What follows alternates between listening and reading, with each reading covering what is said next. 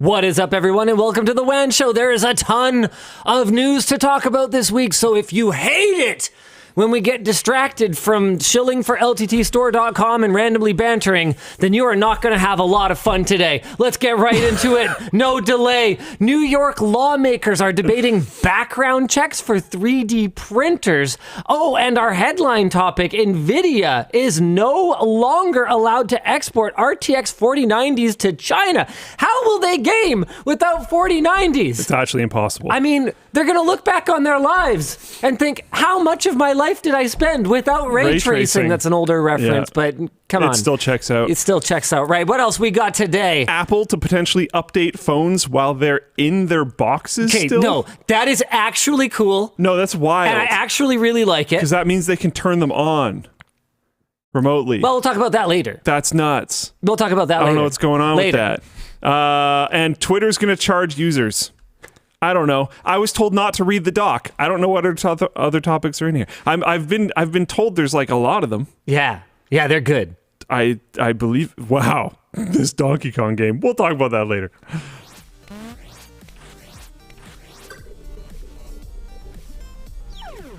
Okay, stop reading. It's gonna be great. Okay.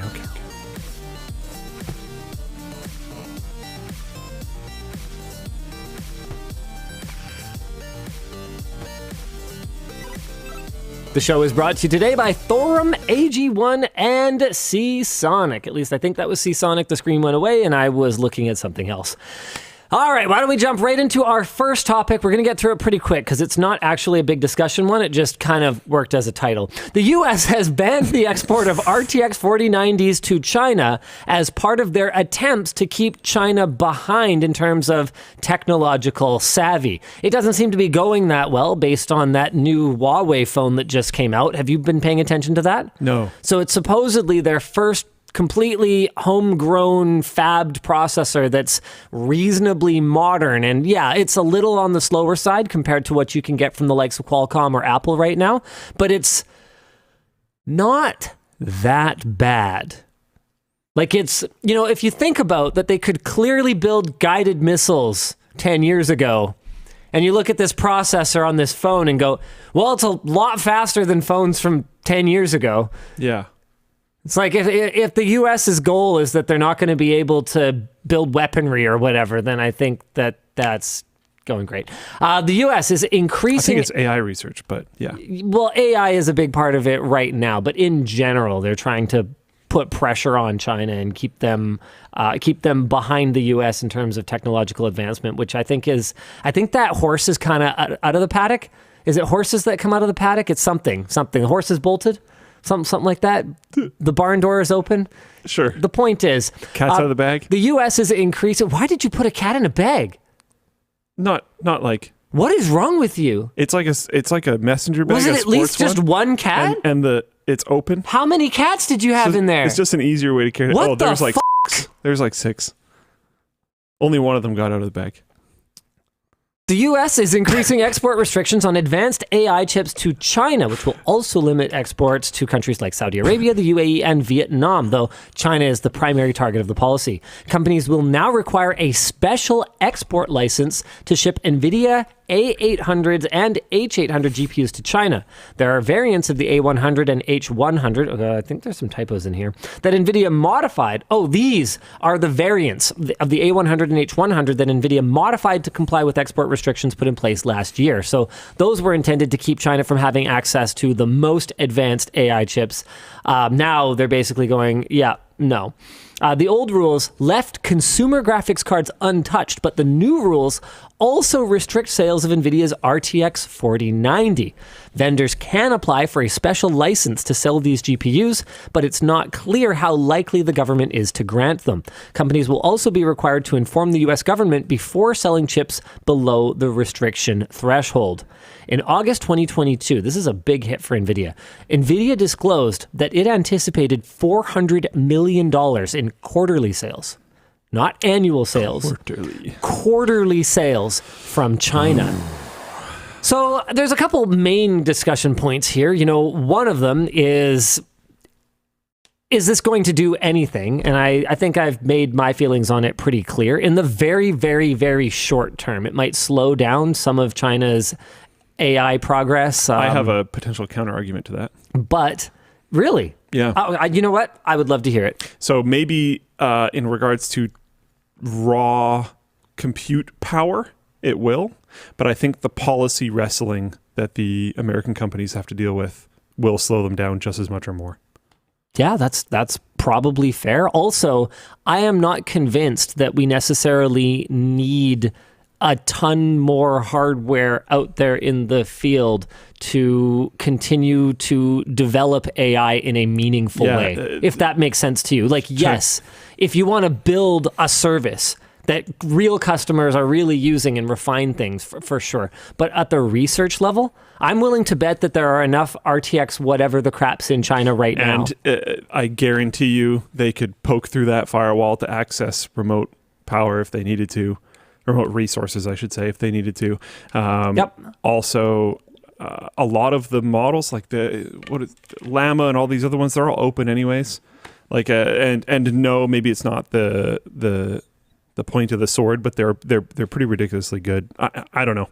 I don't think there's really any holding them back very much. I mean, personally, Elijah from our who's our junior writer in the writing department and clearly has some research to do, asks, wouldn't NVIDIA just make a factory over there, or am I ignorant? So the restrictions are from the U.S. government on NVIDIA, a U.S. company headquartered in the U.S., that prevent NVIDIA from shipping advanced processors to China. Those processors are actually manufactured in Taiwan, which, depending who you ask, is or isn't part of China. But for the purposes of these regulations, Taiwan, it would not be part of China, which is a really kind of funny thing. It's very interesting. Because the U.S.'s stance is sort of like, we don't take a position on this. By the way, NVIDIA, you may not export chips to China that are manufactured in... Taiwan. You know what? We're not going to take a position on this.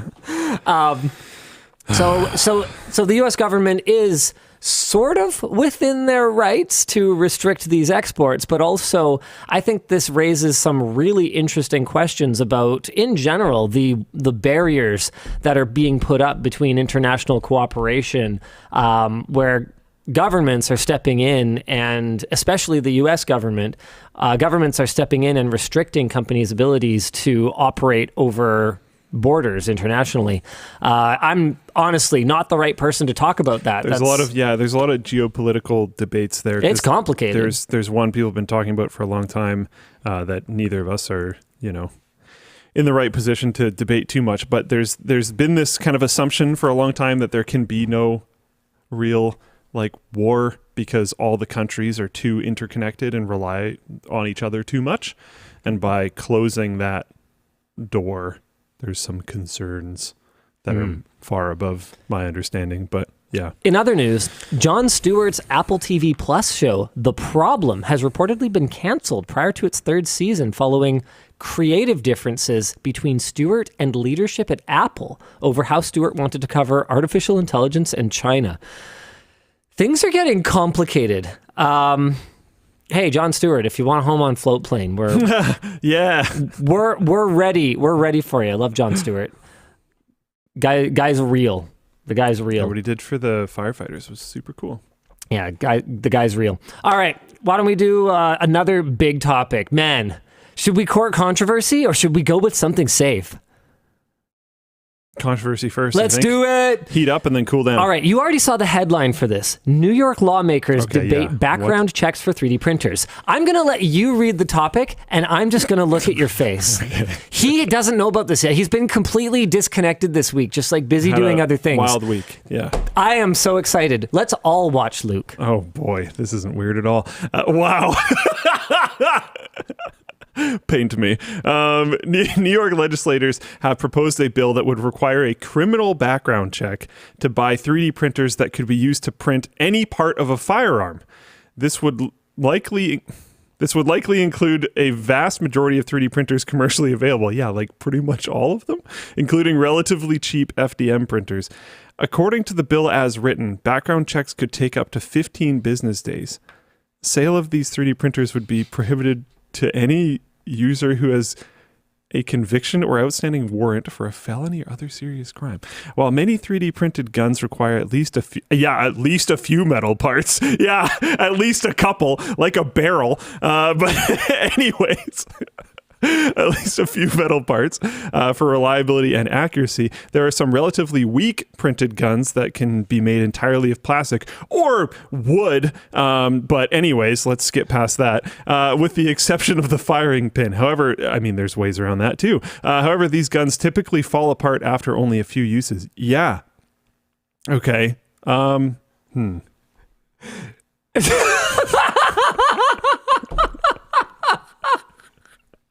to be clear, okay, look, Luke's not some kind of like 2FA diehard, No. like nothing else matters, but also I think has a pretty realistic view of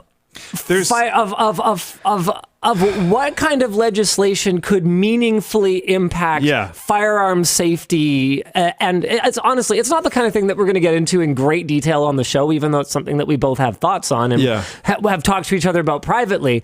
But what I knew for sure is that you were going to get a huge kick out of this, because this will do absolutely nothing. That is why. It will serve absolutely no purpose other than to make it inconvenient to get a 3D printer, and probably only marginally so. Luke, Mythbusters wood cannon. Look up the recent assassination of the Japanese. Look, a handheld flippin' crossbow is in a lot of ways more dangerous than a firearm because of how stealthily it can be used. Those are super illegal here, but you can totally make one without a 3D printer. Like it's bizarre to me that they are basically it's like banning scissors and tape. Like, I'm sorry, you can't have tape because you might use it to bind somebody. Sure, you could, and no, this is not one of those. What's it called? A straw man argument or whatever? I forget the exact thing. Or single shot shotguns with metal pipes. Yeah, this is my point. Like, I'm not taking this to an absurd level just to demonstrate that this is a slippery slope or anything. This is actually ridiculous. If you want to make stuff, you can make stuff. You don't need a 3D printer. You could fire a bullet without a gun. Yeah. You literally don't even need one. I know this from experience. Don't worry about it. Not accurately, mind you. Okay. So, I mean, someone in chat, CNC machines. Like what? Where? Why don't you ban bleach and ammonia because they can be used to make mustard gas, styrofoam, or gasoline and styrofoam? Yeah, like Sorry, fellow anarchist cookbook reader just fell into the exact same one at the same time. Nice. Like I don't know. You can't. It's literally just going to be annoying to people that want 3D printers. And realistically, okay, actually, I'm glad that you brought up the anarchist cookbook because I did. The only just literally not what happened. Yeah, well, it's got all kinds of instructions for how to do things with fuel. I used gaslighting. Oh my goodness! So I'm glad you. I thought it was pretty good. I'm glad you brought up the anarchist cookbook because the only reason that I ever downloaded it, the only reason I even became aware of it was because someone tried to ban it at some point when I was in high school. Me too. I bet you we did. We probably downloaded the same file and very likely same day. So it's pretty much just your classic Streisand effect, right? Yeah. All this talk about 3D printing guns, I'm not saying that it's going to change anything. Eventually, 3D printed guns will proliferate. They will be absolutely everywhere. You will be able to 3D print a sophisticated weapon with commodity hardware. I have no doubt whatsoever of that. You're always going to have problems with certain things. Trying to slow it down in this way is doing absolutely nothing other than sparking a conversation. I wouldn't be talking about this right now if New York wasn't deciding to do background checks for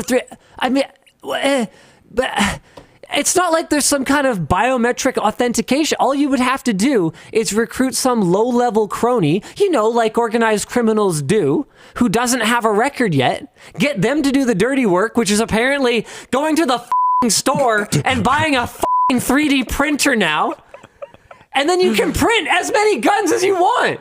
Because it's not like they're even going to limit how many 3D printers you can buy. So you just roll up to freaking, I don't know, whatever stores they have in New York that sell 3D printers, walk out with an armload of 3D printers. What are you going to do with these? I don't know, sell stuff on Etsy. Yeah, exactly. Prove I'm not. Yeah. So what's next? We're going to have chips and 3D printers that prevent them from printing, firearms pieces like you have in printers that keep you from printing currency? There's no way. It's not realistic. There's so many different ways, so many different forms. I mean, you could kind of AI it. I mean, anything with a tube, no. Yeah, really. I mean, that's what it kind of, the tube is not, it's plastic, it'd be really bad. Yeah, but it's technically possible. For one, maybe. There's a lot of pressure. I don't know enough about this. I think it just ends up being like this big. I don't know. Ban stepper motors. Exactly. Thanks, Dan. There's so many other. This is clear, and this is one of the problems with a lot of gun laws. Is this is clearly made by someone who has no idea what they're talking about. Yep. I mean, look, it's one of those things where, again, we're not going to get into... it's just going to do nothing and just be annoying. We are realistically not going to get into the exact details of any of our stances, but one thing that Luke and I did talk about in a fair bit of detail is in Canada, they released a list of weapons that moved from not banned to banned. This is, a year ago, 2 years ago? I don't remember the exact timeline, I can't remember when it happened, but basically, as far as either of us could tell, and Luke is far more knowledgeable about it than me, so take whatever I'm saying as just the vague recollections of something someone who actually knows anything told to them a long time ago. But as far as either of us could tell, most of the rationale appeared to be around the scary aesthetics of the weapons. Spooky. So I went through an exercise of showing Linus all the things that were still on the market, which were significantly scarier. Like, really scary. Yeah. Do you have any examples that you can think of? I'm not going to be able to bring it up right now, but there's one where it's a folding shotgun that is going to be shorter than the length of your femur when folded and comes with a strapped on femur mount. Yeah. So it just like... Shotguns are fucking scary. And a lot of the policymakers seem to not think so because they play like COD. What? I mean, they're for ducks, right? Yeah. It's like... No, they're for turning objects into ground meat. Against an unarmored target. Holy crap. The fact that we're... Oh, man. Yeah, anyway. So it's mostly the utter illogicality. Is that a word? It's just constantly policymakers that have no idea what they're talking about, putting policy in that mostly just annoys people and doesn't really actually accomplish anything. I think this is super common with firearms. I'm not surprised that this one is similarly like, what?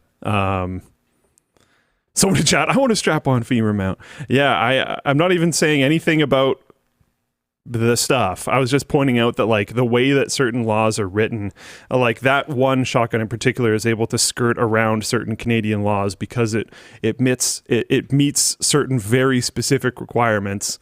But like if you went into the nature of what the law is trying to accomplish, you would think that thing should definitely not be allowed. But if you go into the technical specifics of how the law works, it is totally allowed. So it's like, this is weird. And there's a lot of firearms laws end up being that way, where you end up with like weird things going on. And oftentimes situations that are actually significantly more dangerous for the people that are trying to follow the laws properly, because it now puts them, the things that they were using to be more safe are now illegal. Because again, people not knowing what they're talking about. Like firearms law is a very weird realm. And this one's also weird because again, you can just have like a pipe Yeah, Shinzo And then Abe. This is posted in Floatplane chat. Was killed by what? A piece of PVC, is what I mentioned. A 2x4, and a nail or something like that. Like it's that gun was very not a gun. The article said one shot with it can be made entirely of plastic with exception of the firing pin, and it's like except you can use a piece of metal, a nail. Yeah, Had someone most of the 3D printing stuff when it comes to firearms, as far as I've been able to observe, is to like make it so that they look cooler, because having a pipe and a plank of wood doesn't necessarily look that cool. Like it's not. I don't know. And let's not forget, like, if refire rate's not a concern, people literally fabricated their own firearms in, like the 1800s or whatever. Like, if all you need to do is propel a ball bearing at high enough speed to penetrate a human body, that is not difficult to make on your own. Stuff has been being done 3D for printers. a very, very, very long time. So, like, I don't know, bruh. There's also, you can find videos of them online. There's like 3D printed firearms competitions. Of course, and it's mostly like, can your firearm make it through? Because they'll all like fall apart. And this is many years in. Yeah. I don't know. Someone in Floatplane chat asked, would you let your kids 3D print a gun? No. This is not the same. Oh. I'm not saying, all I'm saying is that this law will not change anything. That's all I'm saying. And you can tell by how it's written that the person making the law has no idea that that's true.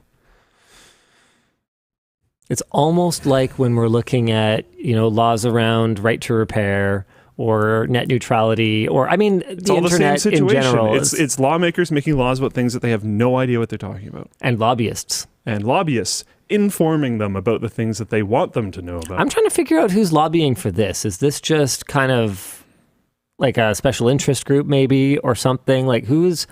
I'm assuming it's just anti-firearm stuff in general, but I think that even from that standpoint, like this, again, it doesn't change anything. It just annoys 3D printer people. And honestly, I bet you, because I haven't... Probably doesn't even annoy 3D printer people who already have 3D printers. Yeah, that too. Like, what are they going to make you like hand them in? That, and can I just bring up for a moment that New York is a really small state? Yeah. Which is very relevant here because nothing prevents you from crossing state lines into New York with a 3D printer. With a 3D printer. Like it's one of those wimpy eastern states back when everybody walked everywhere. Like I'm imagining in my head someone with like a tarp in the back of their car covering up their like 3D printers as they drive into New York. I'm smuggling in 3D printers. New York gangsters going from like bootlegging to GTO fan in Twitch chat being like, not really. New York City is small, but the state isn't. Brother. Yeah. We're from Canada. Anything I can drive across in like a few hours is small. Yeah. Yeah. Oh, man. So, yeah, I don't know.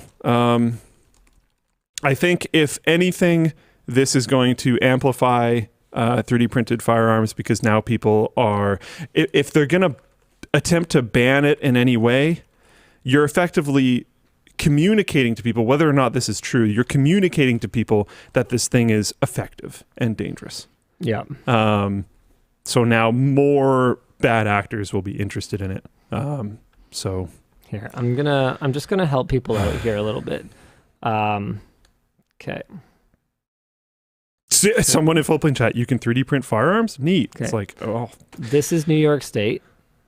There we go. So from the center, it is 5 hours out, basically. Okay, this is BC, where we live. From here to here to here. He didn't even just include Vancouver Island. Oh, yeah. This island and this island is also part of it. Yeah. So just to give you some context, I'm not look. Okay, this is not a measuring contest, but ours is way bigger. Ours is bigger. Which is why you don't want it to be a measuring contest. Look, there was bound to be a measuring contest I was going to win at some point. Just let me have this one.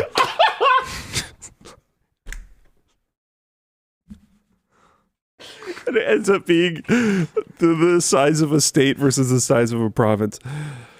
I think a lot of Americans are actually mad because yes, the distortion of looking at a globe on a flat whatever does make BC look bigger than it is. Also, yes, it's mostly mountainous garbage, not inhabitable, covered in snow or rock that is covered in snow.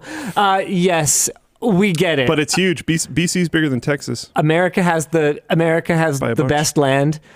The greatest land, if you but ever, it is big. So if you want to win one, if you want to look at how uninhabitable Canada is, if you look at the population distribution of Canada, we're all snuggling up against that U.S. border. Everybody, no one lives in like most of Canada, or I shouldn't say no one, because now I'm going to piss off a very, very small population of people. But there's a little sprinkling through the rest of it. 90%, and somewhere between, depending on whether you take your source, depending on whether you source from Quora or interestingfacts.com, somewhere between 85 and 90% of Canadians apparently live within 100 miles of the U.S. border.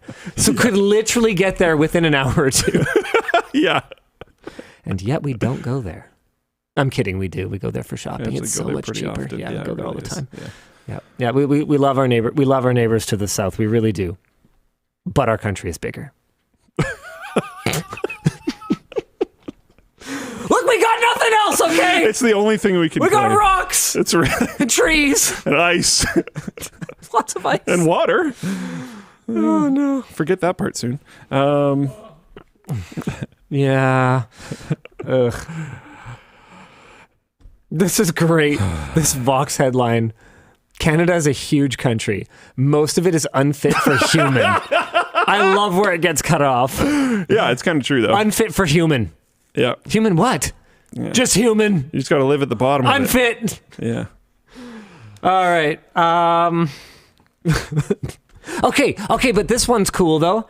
Brand new and updated inbox. According to reliable leaker Mark Gurman, Apple is planning a system to update sealed iPhones inside their retail stores without ever taking them out of the box. Allegedly, these sealed boxes, this is so cool, will be placed on a proprietary pad-like device that will turn on the iPhone, install the latest updates, and turn it back off. People are pointing out that New York has like 4 times the population of BC. California has the population of Canada. Yeah, we have slightly more than them now, only because we just cranked on immigration for like true. years. Yeah. We were lower than California for a long time. We have no idea how many people actually live in California, though. That's true. That is true. These devices will apparently roll out to Apple stores before the end of the year. Can I, for one, say that this is awesome? It sounds cool. I love it. And look, I'm sure there's bound to be some creepy things about the mechanism. I'm a little bit worried about what someone might be able to use something like this for. I don't know how you could use it improperly. I've been trying to rack my brain on that the whole time. I mean, there could be an attack vector where if you get one of these devices, you can force someone's phone to update to a particular version of iOS that maybe has some exploit that you can take advantage of. And because you can turn it on, even someone who thinks their phone is like off and safe, you could still do, I don't know, or something. But based on that, you have to have physical access to the phone. By which time, do you? Pretty much, yeah. It seems like it. Yeah, it's a pad that you put it on. Oh. So presumably, it's also transmitting wireless power. So I would guess that their packaging will maybe have the phone close enough to the bottom that it could get, because you don't want to run an update on a phone sight unseen, having no idea how much battery power it has. Yeah. So unless you had like an NFC chip or RFID chip of some sort. Through? Because I feel like if you have it that close, you're just asking for damage. Oh, it shouldn't be. Hard to say. I mean, you won't need much power. Yeah. And while it's way more effective in very, very close proximity, you can transmit wireless power over a short distance. I mean, maybe they don't need to. Maybe they could just have an RFID chip in there that says, hey, I've got X amount of battery or whatever. And as long as they can read that, then they wouldn't accidentally update something that would then get bricked because it loses power mid-update or something like that. Danny says there's far too many server handshakes to get an iOS update delivered to your phone. It's just not going to be abusable. My problem with it is the access at all. Not necessarily the update. I don't know. I'm not sure like how this could be used. It's new. And therefore concern. I haven't come up with anything in particular yet. Like I said, I'm just like worried. Yeah, and that's not a completely irrational thing. And honestly, the scenario that I gave is probably not realistic. I don't even think iOS supports being flashed back to previous versions, for example. I don't know. It sounds sweet though. Like I think it's cool. I would like to see a lot of devices get this, potentially pretty much everything over time. I mean, it's funny to me not only that this doesn't exist just everywhere, but how easily rectified so many cases of devices arriving out of date could be. Like, you buy a computer, right? We secret shop companies sometimes. We secret shopped some PC companies very recently. We're not going to cover this until part 4. So part 1 is shopping. Part 2 is arrival, evaluation of the packing materials, first impressions. Part 3 is... What is part 3? Yes, support. Part 3 is support. And then part 4 is performance and the actual... kind of a micro review of every system where we look, okay, how much bloat is on it? How out of date are the drivers out of the box? We update everything before we run any benchmarks because from our point of view, we're evaluating the hardware and we are certainly going to dock points for the bad experience of having to update your own software when it should have just been updated in the first place. But we're not going to intentionally send or like kneecap an RTX 4070 with launch drivers when a 6800 XT or whatever the equivalent would be, 6800 or something like that, when a 6800 gets to run the latest drivers and we're going to say, oh yeah, well, this is a bad computer. GeForce Experience would have prompted you for an automatic update. It would have become a better computer. So we're not going to do anything like that. Yeah. But we will dock points, and it is something that we see a lot. Devices shipping with completely out-of-date drivers. That's not even the most ridiculous one, though, because that's pretty explainable. That PC has been sitting in a box in a Best Buy for 3 months, or whatever the case may be. The one that really blows my mind is when I download a piece of software off of the developer's website. I know where he's going with this. I launch it, and I am immediately prompted to update it. Drives me nuts. What the was the point of me downloading it? That's like when you install a game off the disk. Okay, it's 60 gigs. You painstakingly wait for those files to copy. You go to launch it, and it prompts you for a 60 gig update. Hey, we're gonna update the whole game. What was the point of anything we just did? Nothing. Yeah. Steam. Why don't I just download the latest version of Steam? Okay, hold on. I'm trying to think if there's a reason. No. Hold on. No, there could be a reason. No. Okay, what if... Wrong. Zip it. What if... Fake news. Somebody managed to replace the Steam installer executable on steampowered.com with a piece of malware. Or with something that is compromised. If Valve doesn't update it very frequently and just has a thing that basically serves only one purpose, and that is to be an application that runs on your computer that downloads the latest version of Steam from their servers and handshakes with them, then theoretically there could be a security benefit there. I came up with something. Mm-hmm. I don't think it's very good. Well, no, I don't. Look, obviously I hate this. I think it's a horrible practice, but I'm trying to come up with something. From Neen Old in Floatplane chat says, okay, the most secure way. You download a downloader that downloads the installer that downloads the updates and then installs them. Like, I don't know. People in chat are saying that the Steam download's only about like 2 megabytes or something. And then it downloads and installs. Yeah, but okay, so bad example, but there are certainly things like this. Hardware Info is one. Love Hardware Info. It's a great tool. You download it from the official mirror and then are immediately prompted to update it every single time. Why? What is the point of any of this? I don't understand. Yeah. Let's see if anyone. Yeah, it's a down. Yeah. I know it's a downloader guy. Either way, though, I think this tech is cool. I think it'd be pretty nice to just be able to use things straight out of the box. And like overall, by the way, I'm like super supportive of developers updating their software. Like, yeah, but issue an update whenever you got, new cool stuff to add or whatever. I'm not complaining about that. I just thought it'd be really cool if I went directly to your website rather than a third party and I download the latest version of your software if it was actually the latest version of your software. I think Avon Fox might have nailed the thought process. Yeah. It's risk management. If you only have a stable download as the main download and your update breaks things, then only updated customers are at risk. Mm-hmm. Yeah. That actually sounds the most likely to me. That's fair. That's probably it. That lines up. I mean, I'm just trying to think. Yeah, you wouldn't have anyone who is authorized to... So you're downloading major version. You wouldn't have anyone who's authorized to push code but is not authorized to update the website. Like if there was some kind of disconnect there where the web team... had a single bottleneck, someone who's allowed to, update the files or whatever. And I don't know. No, I think that's probably the most likely thing.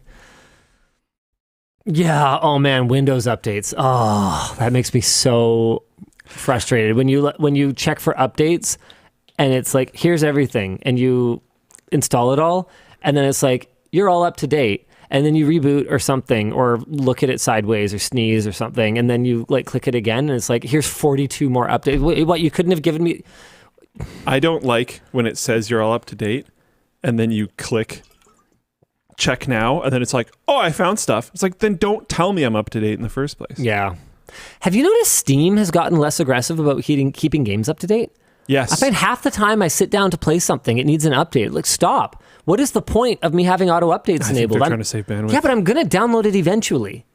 Eventually it queues it. Does it? Yeah. It'll just say pending update, and then it'll update. It'll be like scheduled for tomorrow or something. I'm sitting here going, why? So it might be that they're managing the load on their side, but especially with the way that they are able to share bandwidth between Steam users, though I don't think that's been enabled over the internet yet. Not yet, right? Windows updates, I think, they're definitely on a local network for both of them. Yeah. But I don't know if either of them are actually support sharing bandwidth over the internet. Honestly, I don't know why not. I would be down if it made Steam downloads way faster. For like 2 days from now. Yeah, What's exactly. the point of that? I don't understand. That's on purpose. Windows Update only offers certain updates to those who click again. I just wish there was more manual control over that. Like, I wish I could say, like, just give me it all. You know? Yeah, and do it at this time so that when I go to use my computer, you're not bothering me about anything. Yeah. Also, don't bother me about anything. Yeah. I do not want to change my browser preferences or whatever it is that you're trying to shove down my throat right now. I use Windows because I have to. Pretty much. Yeah. Next up, Twitter charging users. Windows Update apparently does support sharing bandwidth over the internet. Yeah, okay, so that must be where I got that idea. But no, Steam does not yet. That feature of Steam is super cool, though. I was pulling a file at like over 2 gigabits from some other computer on my network. Just, Why no not? need to download this from Steam servers. I'm amazed they didn't do it ages ago. Maybe it's just not that common, people having more than one gaming PC in a single house, but they like have roommates and stuff, right? I would think it's pretty common. Roommates are more common these days. Yeah, I guess that's fair enough. Yeah, I don't know. Or maybe it was just complicated. Or maybe just no one at Valve felt like working on that. I do want it to bother me before it reboots my computer without telling me. Yeah, that's not the point. No, you can prompt me for a reboot. That's okay. It rebooting your computer is bothering you. Yes. He said that he didn't want it to bother him. Like, man, when I did the switch over to Mac for, what did I do? A month or something like that? Like way back, like 9 years back ago at the or house? whatever. Yeah, that was a month. I was blown away by how seamless the operating system update process was. And this is almost 10 years ago. I would come in the morning. Everything that I had been working on was tiled out exactly the way that I had left it which is to say in a completely garbage fashion, because I wasn't going to spend actual money on a third-party application to enable window snapping. Ridiculous. They fucking still don't have it. How is that even possible? Okay, it doesn't matter. The point is, I was blown away by how seamless the whole process was. Everything would be exactly where I left it, and my operating system would be up to date. That simple. How is it that in a world where the Steam Deck exists and the Xbox exists with the excellent save state functionality that the Xbox supports, how is it that Windows can't just put me back exactly where I left off? I actually don't. I'm sure there's a really good explanation for it. I'm sure it's really hard, like getting rid of the 3 different control panels that you have or building a functioning search.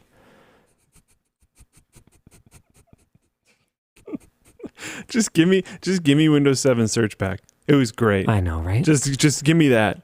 Don't even update it. Oh, apparently macOS does have window snapping now. Doesn't it suck though? I know there's still a third-party application. I was like reading something recently where someone recommended like a good third-party window snapping tool. So okay, don't quote me on that. I don't know if this is real or just something that Nizzy is saying, but Nizzy said they enabled it because it lets Steam Deck users download games faster, which totally makes sense. Okay, so that is a situation where you would have 2 devices. It was all about them just actually wanting to. It was all about them just actually wanting to do it then. Being motivated by the whole Linux is the future of gaming. I wouldn't be surprised if a developer took a really early version of a Steam Deck home and was then had to download stuff and was like, ugh, I already have this on my computer. I should be able to get it from my computer. And then they just then built it in an afternoon, like a crappy version of it, and then 6 months later, huzzah! Yeah. How software gets born. All right. Shoot, what was I looking for? I pulled up something. Oh, right. That's a lot of rights. Speaking of Valve, okay, I tried reaching out privately. It's time for me to take this public, guys. We need to talk about the Steam hardware survey. Oh, I thought you were going to say you're in a relationship. No. Okay. What's up? This is what I sent to Valve a couple months ago.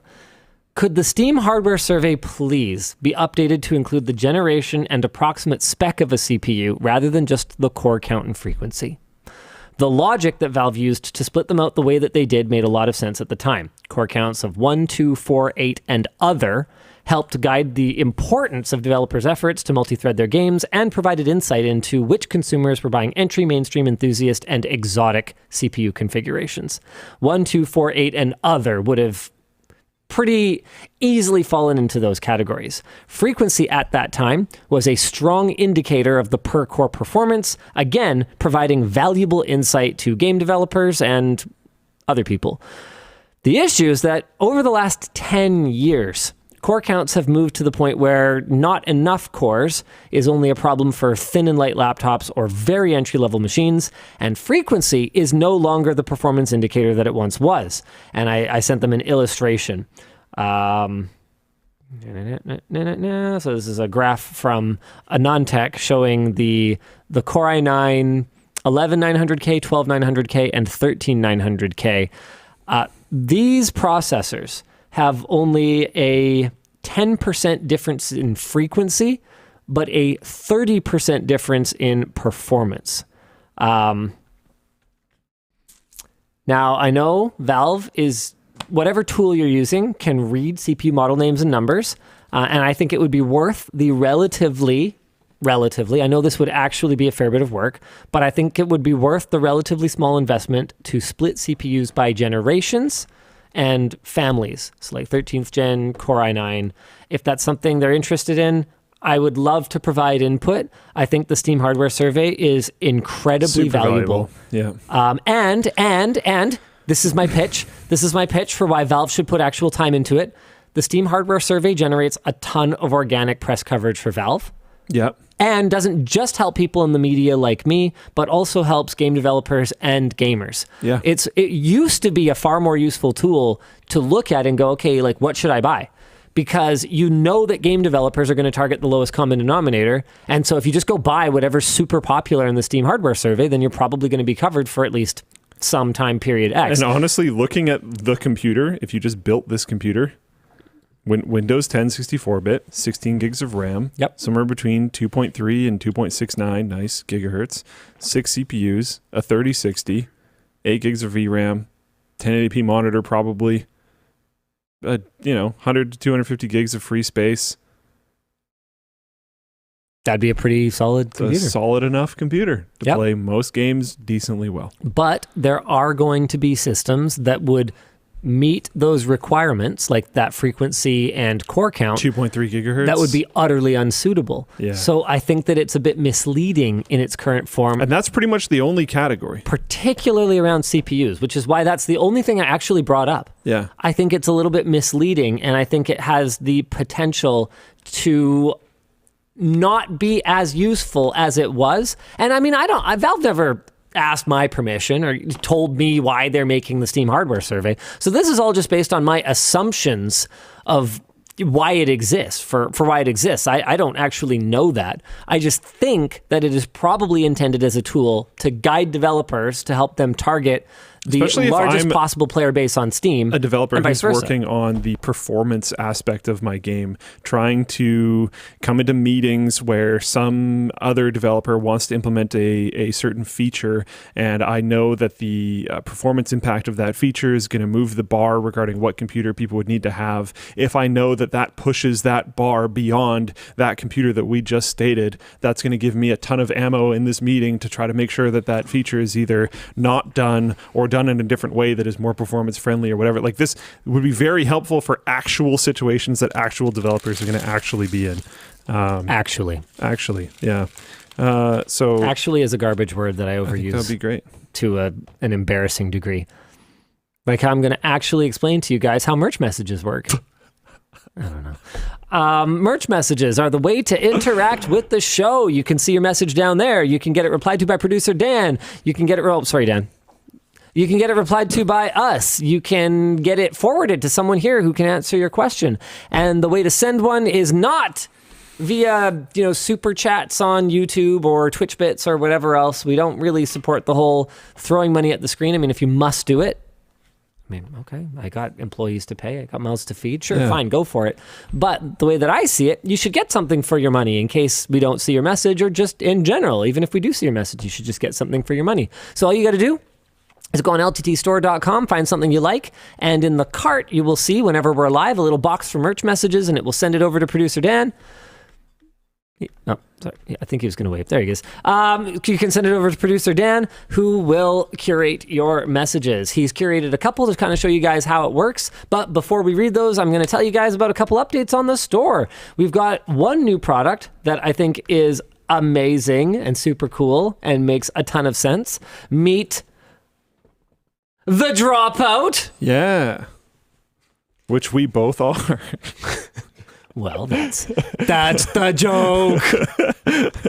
It's kind of a college, university styled sweatsuit. So we've actually got a hoodie and matching sweatpants available in a couple of different colors.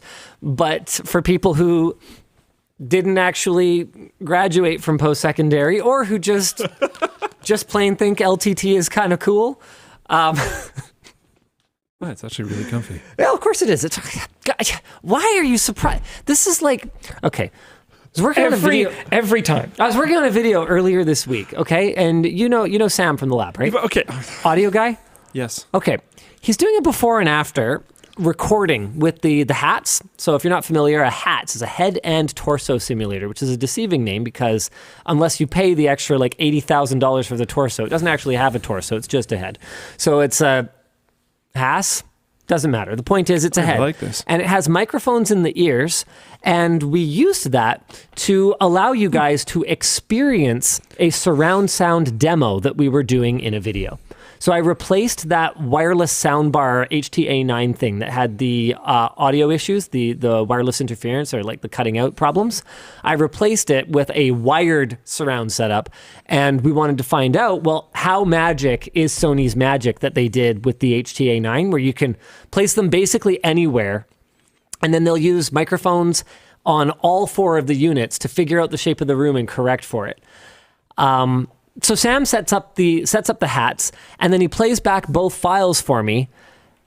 And I immediately go, okay, yeah, that's that one, and that's the other one.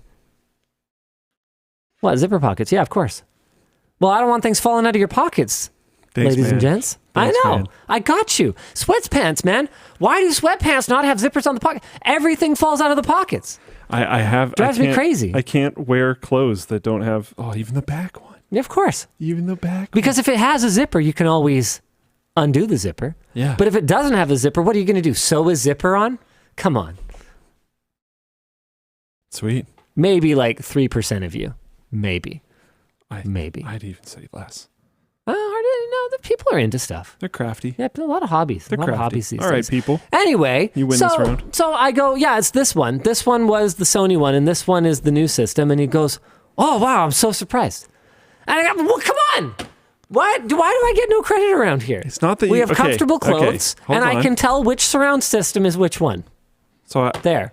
He goes, To oh, well, your ear's clarify- not trained. Like, yeah. to clarify, the surprise is that it is comfy, but it is also different comfy. I don't think this is the same as previous sweaters we've released. No, we put a lot of work into doing a lot of things differently every time, and Yeah. probably it's stupid. Yeah, maybe a little bit, But no, it has a different but fit. it's different. Yeah, it feels good. It has more of like a college hoodie fit. Like that's kind of the goal. Yeah. It does have the same French terry interior that some of you I know don't like, but I like a lot because I find it more Is it cooling. actually the same? No, I'm not sure if it's the same. I don't think but it's the the same same. style. It's a little softer. Yeah. Yeah, but some people don't. They just don't like it at all. They prefer the brushed inside. Oh. And I've had people accuse us of like being cheapskates for that, or it doesn't. I the prefer cost is this. the same. I personally prefer Me this. too. Anyway, so we've got that, and then we've got a weird one. Oh yeah. I was asking what this was before the show. Okay. Well, why don't you start by showing them to the people? We have controller. What else you got? I have controller next to my for focus. Okay, I understand. What else you got? I have controller. So far we've done Nintendo, Xbox, and this is Sony. And what else you got? Other more different Nintendo. Or unspecified controller. Non-copyright infringing wooden square desk ornament. Yes. Can I tell you about this? Yes. What would happen if I said no? Yes. I would tell you about it anyway. Wait, did you hold up every single one of them backside? What? You Like put here. the logo forward? Yeah. Oh, I mean, okay. you don't have to. It's on me now. Sorry. Anyway, there's little LTT logos in where a box shaped like a letter that's laid in the alphabet circle thing might have been. Yeah. Anyway, the point is, the original genesis of this, which ironically we don't have one in the shape of, was us releasing the shape sorter toy, and someone who had just started on the engineering team, not really having any idea what our process is and how complicated it is for us to release something because we're so obsessive about quality of everything, saying, you know what would be cool is if we had like a teething toy. I've seen these like wooden teething toys. Okay. And if we have like little kid or like baby stuff, that would be a cool, thing. What if, I bet it would be really fast and easy. We'll just like get in touch with someone who can, make, okay. Anyway, the point is a year later, the project completely morphed. Now it's no longer a teething toy because it has a clear coat finish on it. I was going to say, yeah. And instead, it is intended to be here. Hold on, we're on the site here. Like ornaments? Yes. Instead, it is ornament. a cool ornament. Okay, we need to work on our word wrapping. Ooh. Controller, our ornament. At least that R is a soft one. Description. Enhance your nostalgic decoration game with our controller ornaments, made from beechwood and finished with a hard wax oil finish. As well as an LTT logo on one side. They give you the option to rep the brand or keep your decorations sleek and smooth. No mounting hardware or other accessories included because, full transparency, we didn't want to. Just we weren't really sure. Double-sided tape, I don't know. But yeah. Or just place it on a shelf. They're just, I don't know, they're just kind of cool. So when we got them, we went, look, I don't think this is a teething toy, especially at the cost. Like, it just was kind of high, but they're really nice. And we were like, oh, that's cool. What are the minimum order quantities? Let's not order that many. And maybe people would just want these as just like cool, like, you know, rep your favorite controller gamer decorations or something like that. Give them to your younger sibling when they want to play console games with you. Yeah. And then laugh at them. Yeah, you could like paint them. You could, you could do whatever. That'd be kind of cool. Yeah, I don't know. Yeah, it's a weird product. Yeah, Uber Fuzzy says double-sided tape. They are going on my wall. Yeah, I know that look, it's something that doesn't exist. Yeah. For better or for worse, it now does. I think it's almost cool as like an art thing. I could see some really cool designed painted ones personally. I don't know. Yeah, neato. Yeah, leave it to Twitch chat to bring this up. Do not stick body parts through them. Please. Thanks. Yep. Good. Cool. We're all on the same page about that. Someone's going to try it.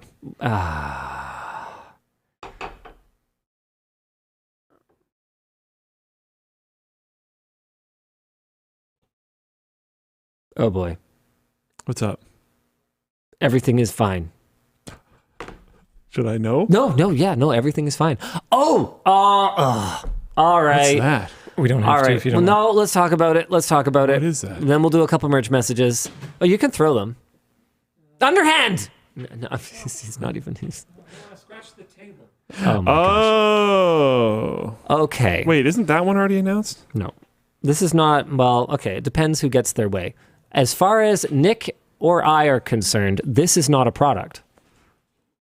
But if the engineering team gets their way, it is a product. So do you want to go ahead and show the people? I love it. Oh, my God. This is brilliant. Can you? It's brilliant. I know, but can you show the people? Yeah. So there's a bit loadout, like a soft silicon bit loadout on, what do we call these? The short lanyards? I forget. Short lanyard. Call it whatever. Okay, on a short lanyard. So if you had multiple bit loadouts for different reasons, you could have these on like hooks or organized in whatever way and then just take whichever one you need. I was thinking a bandolier, like you could wear shoulder to hip. Amazing. And then just magnet them on. This obviously has to be a thing. So here's my issue. I don't know if Luke is messing with him or not. We're going to Linus Cam. We are working on a bit storage thing of some sort, like a clamshell thing that's, you know, got nice magnets in it and it's hard case and all that kind of stuff. It's going to take a little while because of injection molding and lead times and all those things that take time.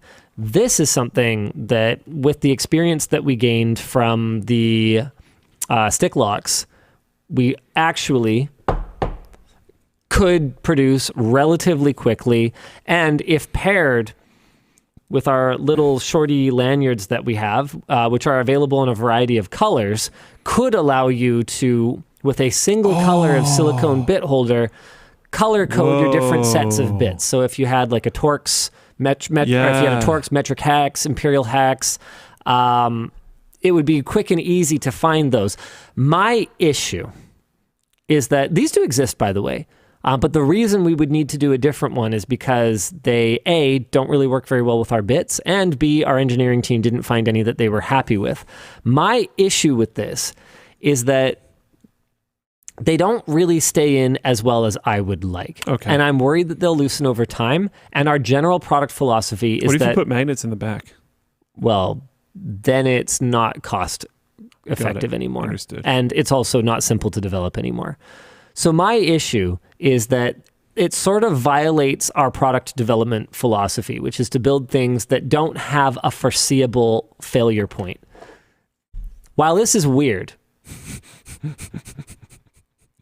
and it raises a lot of questions about why does it exist, right? You could ask that about any ornament. I don't think that's fair. It doesn't violate the product development philosophy. It's not. If it just broke, that would have actually been hilarious. No, I broke the table. I specifically asked you not to do that. He did. Yeah, 100% did. I don't know if they can see it. He totally did. He totally did. Oh my God. It's smashed.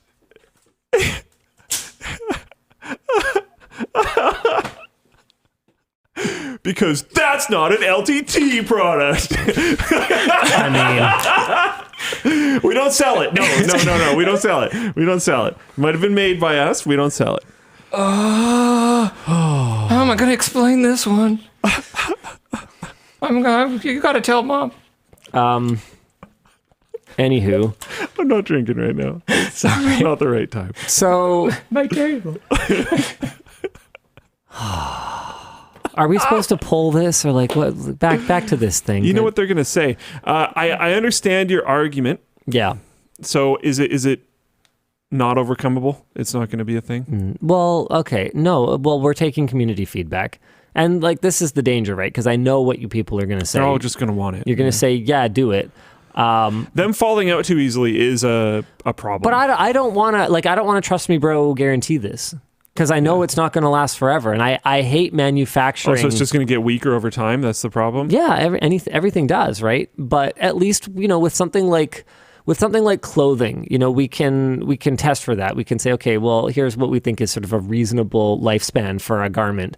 Whereas something that holds your tools and just sits and holds them and is like kind of stretched out eventually. Yeah, I don't want it to wear. I don't want to be buying a new one all the time. And I feel like these would be relatively disposable is my concern. And no, there would not be a way for us to alter this paradigm. This might be too much information for the show, but do you have a price estimate? Oh, they'd be, I don't know, like in volumes of one, they'd probably be like $10 for this and the lanyard. I suspect that this would be a product where if you bought 5 of them, we'd probably have to figure out a way to code some kind of price break into the site, because I could definitely see that. Because we can do that. Because we have fixed handling costs on every order. So if you order one of something, we still pay handling costs on it. We actually cannot just sell things on our store for $1.99 or whatever. It doesn't work with our model. But if you bought 5 of them, I don't see why it would cost that much more. Like maybe that would be like, I don't know, like $15 or something like that. Like I don't know. The actual injection molding cost or the actual cost per injection molded part is almost nothing. Most of the cost would be in the development and in the handling. Yeah. And then the lanyard itself, this is a funny one. Even with the higher quality box stitch on here, like how every lanyard just has like a super cheap like single what it would seam, no, not a seam, whatever, just the one line across, single sewing line. Sure. The cost of this with the box stitch, with the metal hardware, with the nice clasp that doesn't wear out, is still like a couple bucks or something like that. So anytime that you encounter a lanyard that is cheap and crappy, know that they saved at most like 8 cents on it.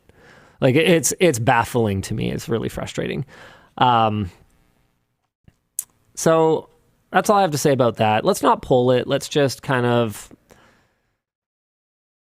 People saying that they wouldn't buy it with the lanyard. I think if that's true, you would want to wait for the like clamshell one. I don't think this is something you would want just sitting on a shelf in its current state. I could see throwing it into a toolbox though. We probably wouldn't be able to do a ton of different colors though, unless we did a, oh man, I can't remember the different kinds of injection molding that we explored for stick locks. There's one kind where it's really, really easy to run different colors, and there's basically no setup. And then there's another one where there's a ton of setup. Top Gear says, don't make it. Spend the money and time on fast tracking the real bit holder. There is no fast tracking that though. This wouldn't actually delay that much. This is our design. Like this is already designed. It's just a matter of sending it over to the same injection molder that did the stick locks for us, probably. I don't know. You know what? Let's just leave it there for now. Oh yeah, this is another one. People are talking about the carabiners. When we finally get them all manufactured and ship them out, ship out the replacements, Tynan was asking me, should we just sell these things? The same carabiners that we have for the backpack, slightly larger, are like $30 or something like that on some seller we found for a similar carabiner, each. Do you remember this conversation, Dan? What about the... About selling the carabiners? Yeah. Do you remember what I said? I don't think so. Yeah, that we should sell the carabiners? Do you know what Linus said? What did Linus say? No. I wanted to buy the carabiners. I like them. Is it just cooler because Tynan said it? It sounds smarter when Tynan says this. That's why I respect... Darn it! That's why I respect Linus, because he does that. Look, I am changeable. My opinions are changeable. I want one for my jacket. If I hear a good argument for something... The zipper's been broken for months That's now. not a good argument. That's not my problem, Dan. Full plane chat remembers. But I can't buy them. I mean, look, you can just have one. Do you need one? I'll give you It's one. the principle of the I'll matter. give you one off my backpack He's going right to take now. one off his back. I already have a prototype. No, I'm not. I don't have the tool for removing Yeah, you it. can't remove them. You're not supposed to do that. But if you sold them... Oh, guys, no, they're not climbing rated. Okay, now I remember why I didn't want to do it. I don't want people doing anything stupid with them. They're decorative. No. I now oppose it again. Good job, Luke. All right, I'm just going to go It's steal on you. some. We're good. Okay, now we have to make that. Oh, no, Tynan's watching. Yeah. Oh, come on. Why does everybody at work watch the WAN Show? Hey, well, it used to be that it was the only way we could figure out what's happening at the company, but now we fixed that. So Yeah. for some reason, they do this for fun. At least I get paid for it, you Yeah, it's guys. bizarre. What is wrong with you? I mean, Luke doesn't. Yeah, that's Yeah, actually okay, true. but yeah. I legitimately don't. Oh, no. You actually have the worst WAN Show deal Yeah. out of everyone at this table. I don't even Yeah. have to look you guys in the face. Because at least I can say, pretty please buy the dropout, pretty please. And then I get to make more money. And then Dan, I mean, yeah, he makes... He gets overtime. Yeah, he gets overtime like every time. Like when we're late for WAN Show, it actually costs. Yeah, because like... I mean, So please buy some more dropout. it used to be like 5 to 10 hours a day, and It was now a lot. I come in at 1. So No, he has an adjusted shift. But Yeah. at this point, we need to adjust your shift to like 3 p.m. or 4 p.m. Well, start. my morning's already ruined. I might have just start working like 15-hour Fridays. It was fun. Oof. Yeah. I miss it. Anywho, let's go ahead and do a couple merch messages, shall we? Oh yeah, that's right. That's my job. I am here for a reason. What are some examples of tech making a process longer or more tedious? I recently saw a kid touch the screen instead of pressing tab when putting in their user and password. Ooh, see, both of those are tech, though. Ooh, see, that's a tough one. Tech making things take longer. Okay. I generally hate printing anything. Printers, almost, because I use them so rarely, almost every time I use them. You know, I have a friend. Sorry, I have a Show friend off. who works in. Oh my God! Not my point. They work in like high-end printer and copier sales and support, and I mean, like, they've sent me pictures of a copier that it looks like an assembly line. Like, it's this whole wall along this. The viewers can't see it, but it's longer than this wall. But the whole wall from like this corner all the way to that door is one long continuous Does it like unit. copy every side and bind it together? And I'm sure it can do everything under the sun. It can laminate things automatically throughout the process. It can do crazy color stuff that you like can't normally do, and it can do like copy protection things okay. and all this crazy stuff that is interesting and whatnot. And still, a huge portion of their job is support. Yeah. Because printers are crazy. Like, oh my goodness. It's the least interesting, but actually I attended a sales training thing back when I was at NCIX once. It was basically just propaganda from HP. I think it was HP. Don't quote me on that, but I think it was HP for why nobody should use anything but authentic ink. But within that propaganda bullshit presentation, there was a lot of really interesting tidbits about printer technology and how actually flippin' complicated it is. Yeah. It's like hard drives. Like we take them for granted and they're boring. You learn But anything about how they're made, and it's like, oh my god, How how is do these this things even function possible? at all? Yeah, Yeah, like for any amount of time. Like I remember, like okay, we just kind of dish terms like 7,200 RPM. Yeah, we just talk about these things. It was real casual, right? Like, but think about it. On a 3-inch platter or whatever the actual circumference diameter that would be the diameter would be the 3 inches. I don't know, whatever. The point is, on a 3-inch platter, or however big those stupid things are, the circumference of that, of the outer tracks at 7,200 RPM. I remember someone from WD explaining this to me. It's basically like the arm trying to accurately move over this spinning disc is like a bug trying to fly in a hurricane like 3 inches above the ground or something like that. Like the amount of precision is mind blowing. It's pretty nuts. And honestly, whatever the thing we're supposed to be talking about right now is, what was it? Printers, right? It's not that different. Like, in order to blend these pigments with the kind of accuracy to achieve the level of vibrancy and the level of detail that they do, how fine these drops are, and how the methods that they use to control them, particularly in higher end printers, it's so advanced, it's indiscernible from magic to me. Like, it's really incredible. But man, do I ever hate them, and man, are they ever boring. I think printers are a great example of something that just genuinely makes things take longer for me than I could literally just write it out and hand it to someone sometimes for how long it takes me to print a document. I still thought it was fascinating that neither of us had any problems with the printers at the Linux Challenge. I know. That was so interesting. Couldn't believe that. That was wild. I was sure that was going to be a problem. So clearly it's Microsoft. They're holding back printers. They're the problem. To advance, digital communication. That was their agenda. It was to make MSN more powerful than you can possibly imagine. And then their monster turned against them. Oh no. I don't know.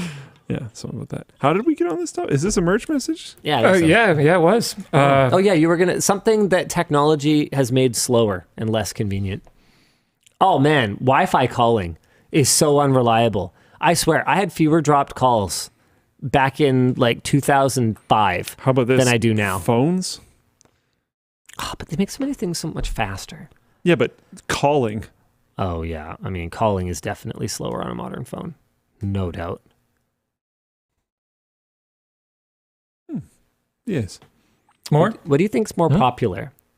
Controller ornament or the dropout? Controller ornament.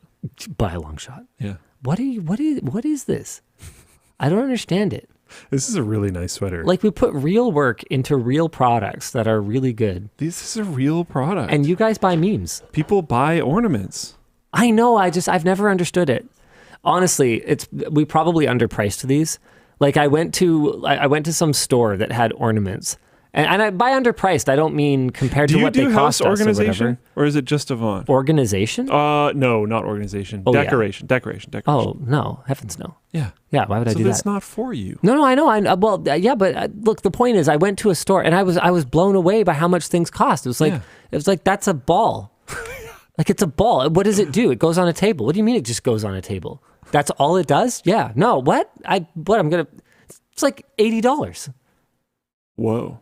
Oh, do you have any idea how much ornaments cost? No, that's pretty it's cheap. Not for me either. I don't decorate my house either. You're shopping at Walmart for your table balls? It's wild. It's wild. Like, you ever go to like a Home Sense or something, and that's the cheap Dad's one. like secretly a table ball elitist. Oh, we used to know this interior designer, and she was like, "Oh, we're putting this cheap couch in. It's like $75,000, and like her table balls would be like at least $300. Yeah, it's ridiculous. It's insane." So anyway, $10. That's what I think it's worth. Wait, they're $10? Yeah, they're $10. That's not too bad. Yeah, I mean they're wood. They made of beech wood. There were some woods that were going to be more than $10. Yeah. But we decided to start with beech and see how it goes. You should you shouldn't actually do this, but It'd be kind of funny. Maybe you should do it. I don't know. Oh, look, it's a fidget toy. I'm undecided. But seriously, buy the dropout. Oh, look, it's a fidget toy. Everything we make is fidget toys. Yeah. It's great. You should do like, you know how albums go platinum and stuff? You mean the Christmas album? You should make like if a We're product going to try to go platinum. New Christmas album. Okay. Right now. Yeah. No, So- he's actually serious about this. Sorry, what are you talking about? We can tangent to that if you want. I don't want to talk about it. Okay. I All haven't right. been informed about this. No, but you probably will be if we do it. Okay, we should talk. Yeah, I was going to say we'll probably need him on the team if we want to make this happen. Uh-oh. What was I going to say? Something. I was going to say something. You know how albums go platinum? Right. Okay. So See, I listen. if a product sells a certain amount, you should like make one unique fancy version and then keep it. Oh, yeah, that'd be kind of So, cool. like, if Maybe, this- like, if mount it this- to the wall or something. Yeah. Yeah. So if this just like goes gangbusters, you should get like A some gold one. or like just maybe it would be unique per product. So it would be like a very fancy wood or That'd something. be a lot of gold. Yeah. The problem is that the development cycle of making one Yeah. is just as complicated sometimes as the cycle of making more than one. So almost anything that is worth us developing is worth putting for sale, unless we can't hit the MOQs, in which case we'd probably know that pretty early in the process, and then we just shouldn't spend time developing it. Right. So I see where you're coming from, but I think that's pretty tough. Yeah. And that's part of the reason why I said you probably shouldn't do it. Floatplane chat caught me. I totally put body parts in the cool, wood though. controller. I had already done it before. The like first thing I did was shove it in here and then go. It's a very important cylinder.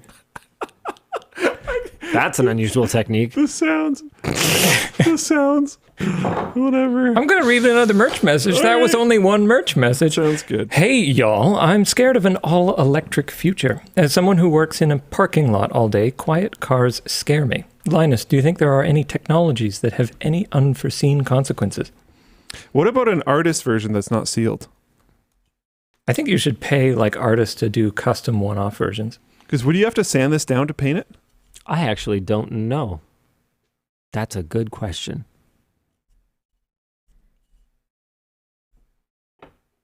So, Technology that scares us. technologies with unforeseen consequences. I mean, good gravy. I mean, everything, right? This is not an unforeseen consequence. um, I had a weird moment today where a system that we are working on developing that I will not disclose. I was informed by one of my people that DALL-E 3 was released, so I wanted to use it. oh, So I asked a question and didn't realize that the way you access DALL-E 3 is through ChatGPT 4. You do it through Right. the ChatGPT 4 system. You don't go to a specific thing for DALL-E 3. I didn't realize you have to turn that on. So Oh. I prompted it about this new feature that we're going to build. And what were you trying to get out of an image generator? the Like a design or yeah. like a, oh, okay. Because I was just wondering, like, I wonder what it does. Because so the person I was talking to was Jaden, and Jaden asked it for something that he was working on, which is more different than the thing I asked it about, and it output like literally Netflix. Because it was something in relation to do with Floatplane, so we were asking about like online video streaming and stuff, and it output literally Netflix with literally Netflix's logo in the corner, and we were like, "Whoa." That's a little on the nose. So I went and asked it about another thing that another one of my teams is working on. But I didn't turn on, I prompted it like an image generator, Yeah. but I didn't turn on the thing that allows it to generate images. So it just responded in text about what it would do to make this platform in the way that I described it. And it literally named a feature that we have come up with the exact name that we came up with for the feature, that is not a feature that is available on any site that I know of.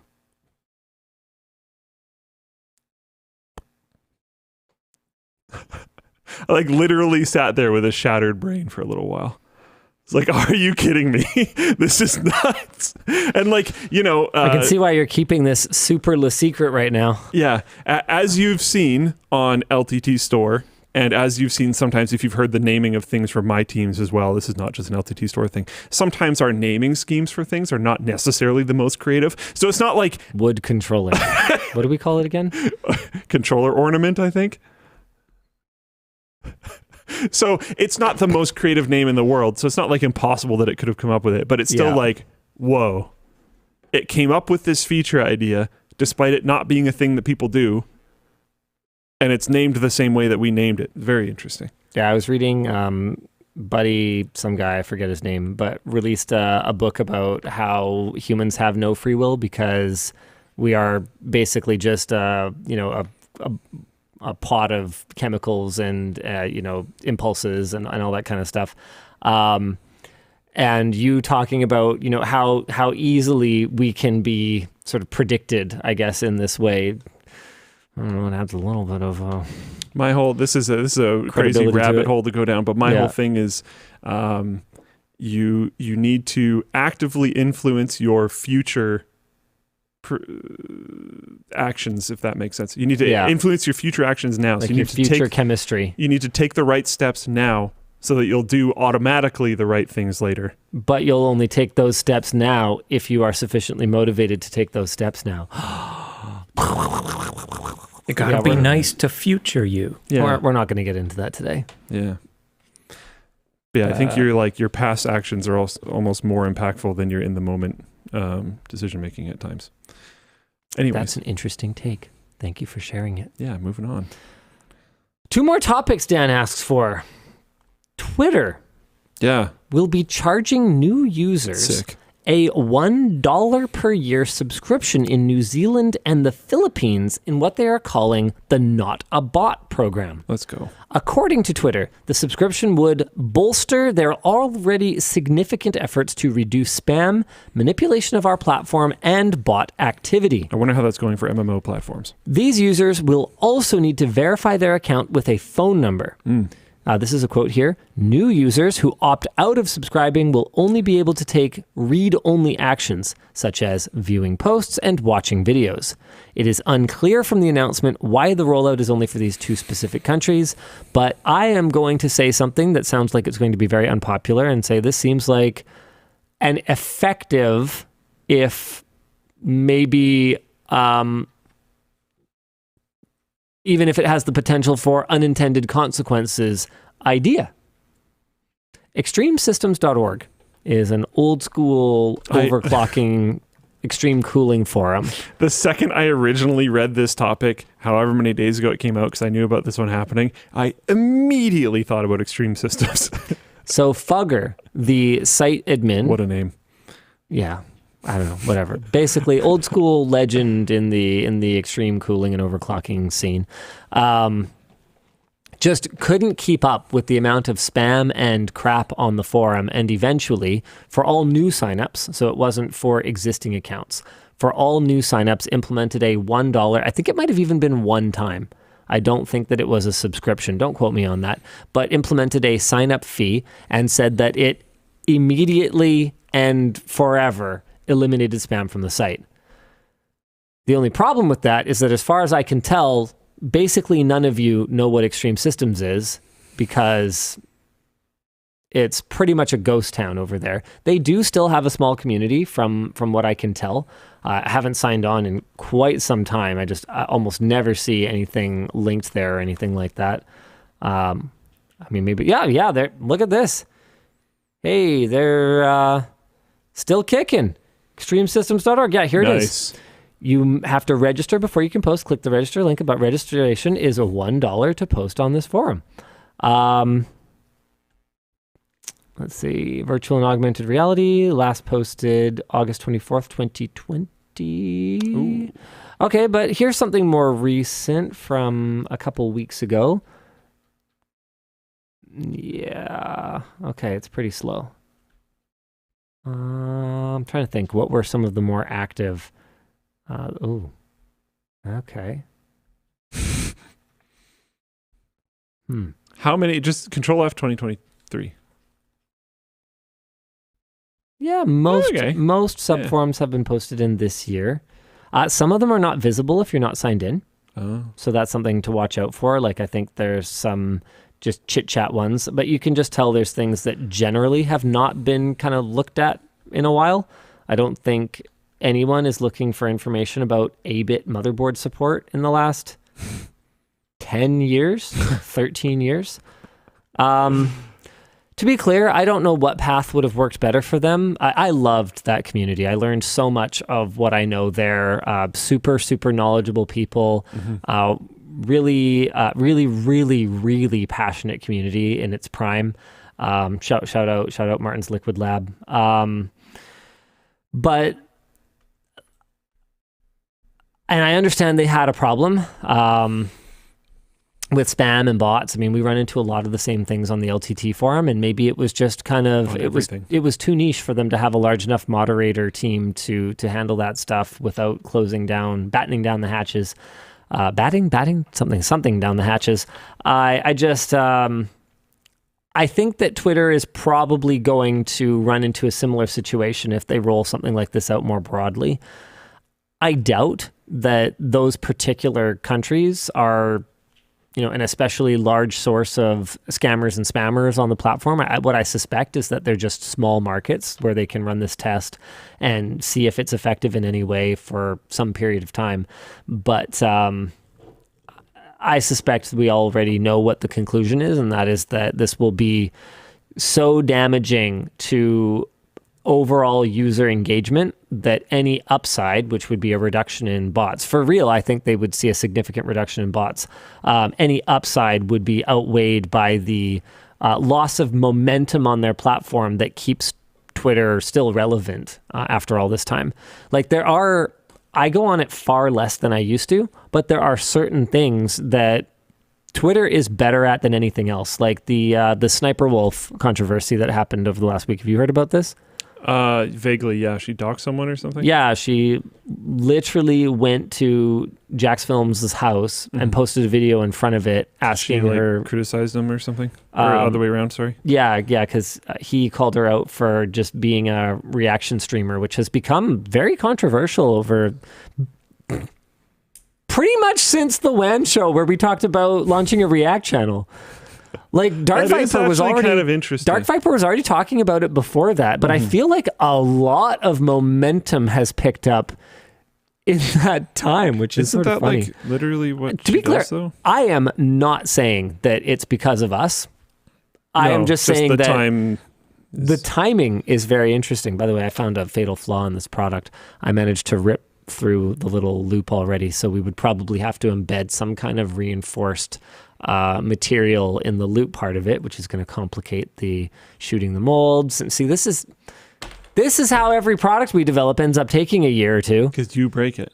Yeah, which is good because it's better for me to break it than for you to break it. Yeah, that's fair enough. It just means everything takes forever. I'm trying not to break the table again. So anyway, yeah, I feel like I talked a lot about this.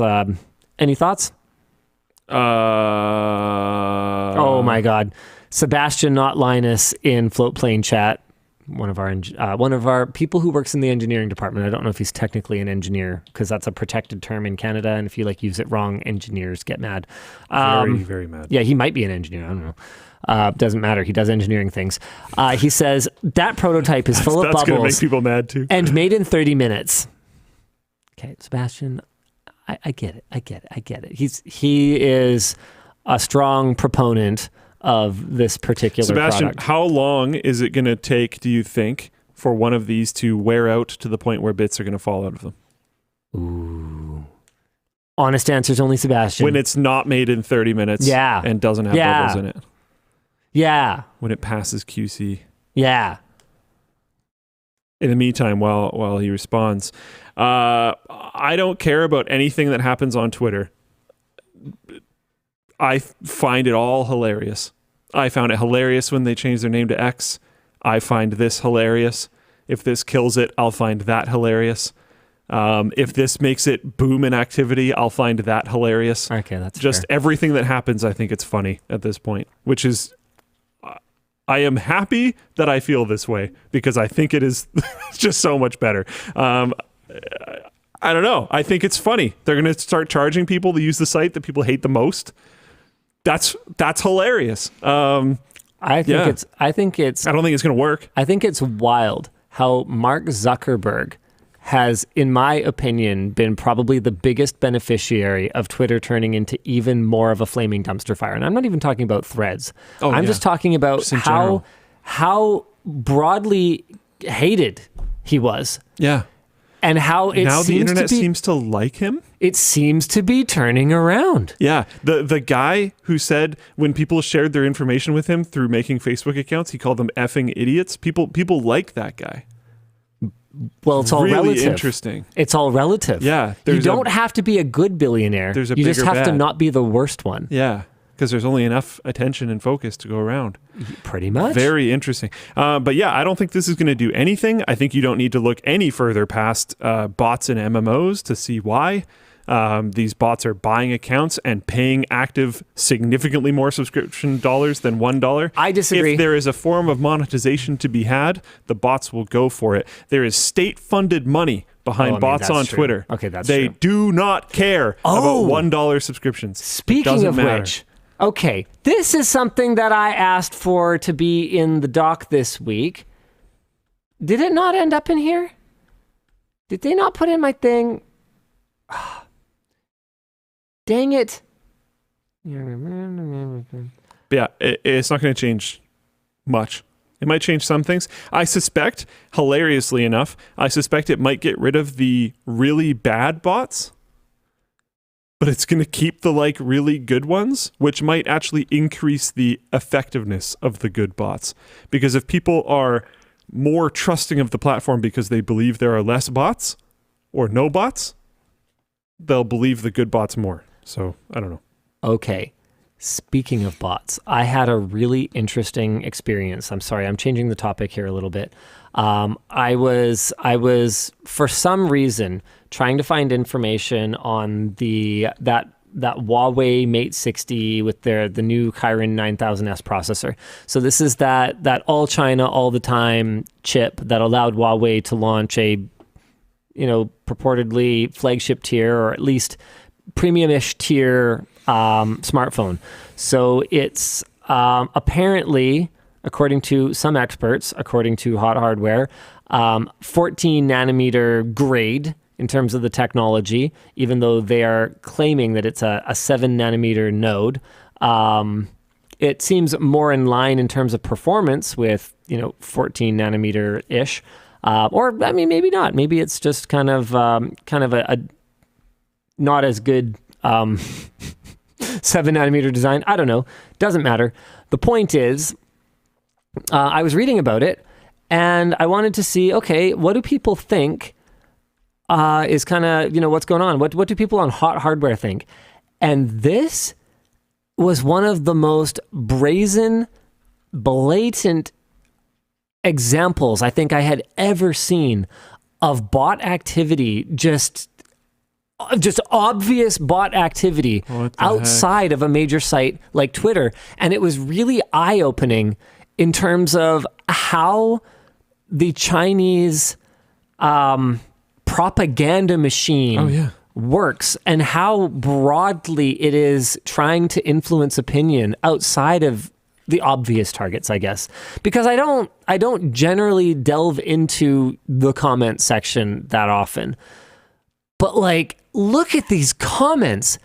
Bill asks, is there any phone that can make satellite call? No. Is US afraid to Huawei development? Yes. Then above article is not believable. 28 thumbs up. Life as Josh. HotHardware.com is not a scientific journal. None of their results should be considered true. They do not post their methods or variables for testing, nor do they have the resulting values peer-reviewed. HotHardware.com is an entertainment publisher. They make money like any other website through ads. True. Performance is not just numbers. It is about functionalities. If you need to crunch number, there are more supercomputer on the market. This is incredible because as far as I can tell, these are not bots. These appear to be human written comments based on talking points interacting with each other. I mean, this is a thing. We know that's a thing for sure. The I don't remember what they call it, but the whatever farms. Sorry? There's pictures of them. They're just like Yeah. Oh, like content farms. yeah. The table above clearly has an agenda to disrepute Huawei Mate 60. It should be viewed with suspicion. This seems to be an actual person getting downvoted by bots. Anyway, it was this article just stood out to me because almost the entire comment section is just Chinese bots interacting with each other about Or not bots. or from what I can tell, more likely actual people typing these messages, because they are different enough from each other in terms of their mastery of English, for example, in terms of their tone, in terms of the way that they approach the talking points, that I really don't think it's an LLM. I think it's actual individual users just creating this wave of spam about an article that it's not even trashing on it.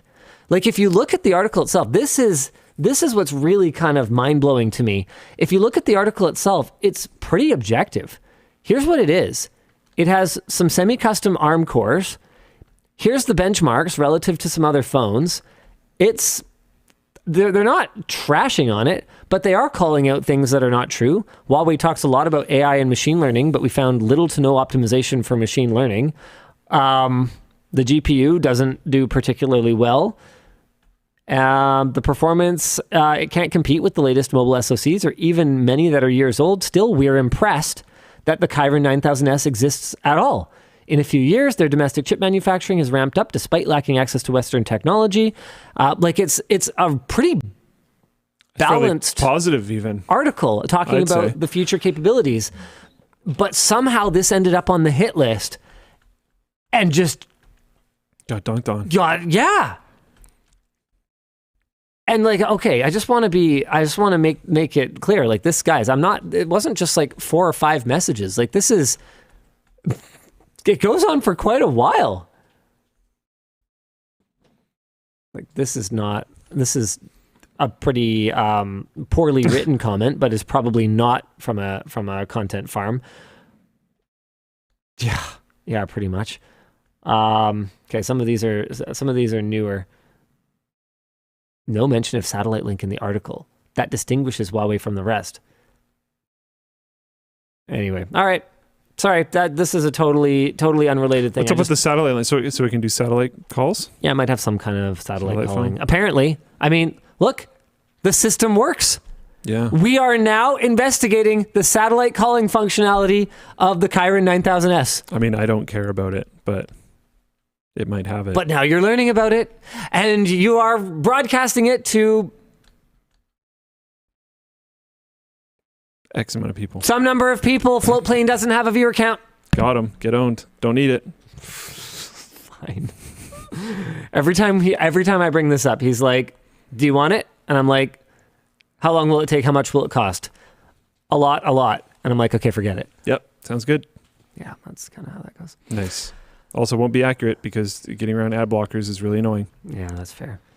Okay, what else do you want to talk about? Oh, balls. Sponsors, right. Sponsors. The sponsor of my balls. Really expensive table balls is what he's talking Yeah, about. Yeah. Tableballs.com. Okay, please tell Nope. me that's not a thing. Nope. I'm opening Cloudflare. It's gonna redirect to LTTStore soon enough.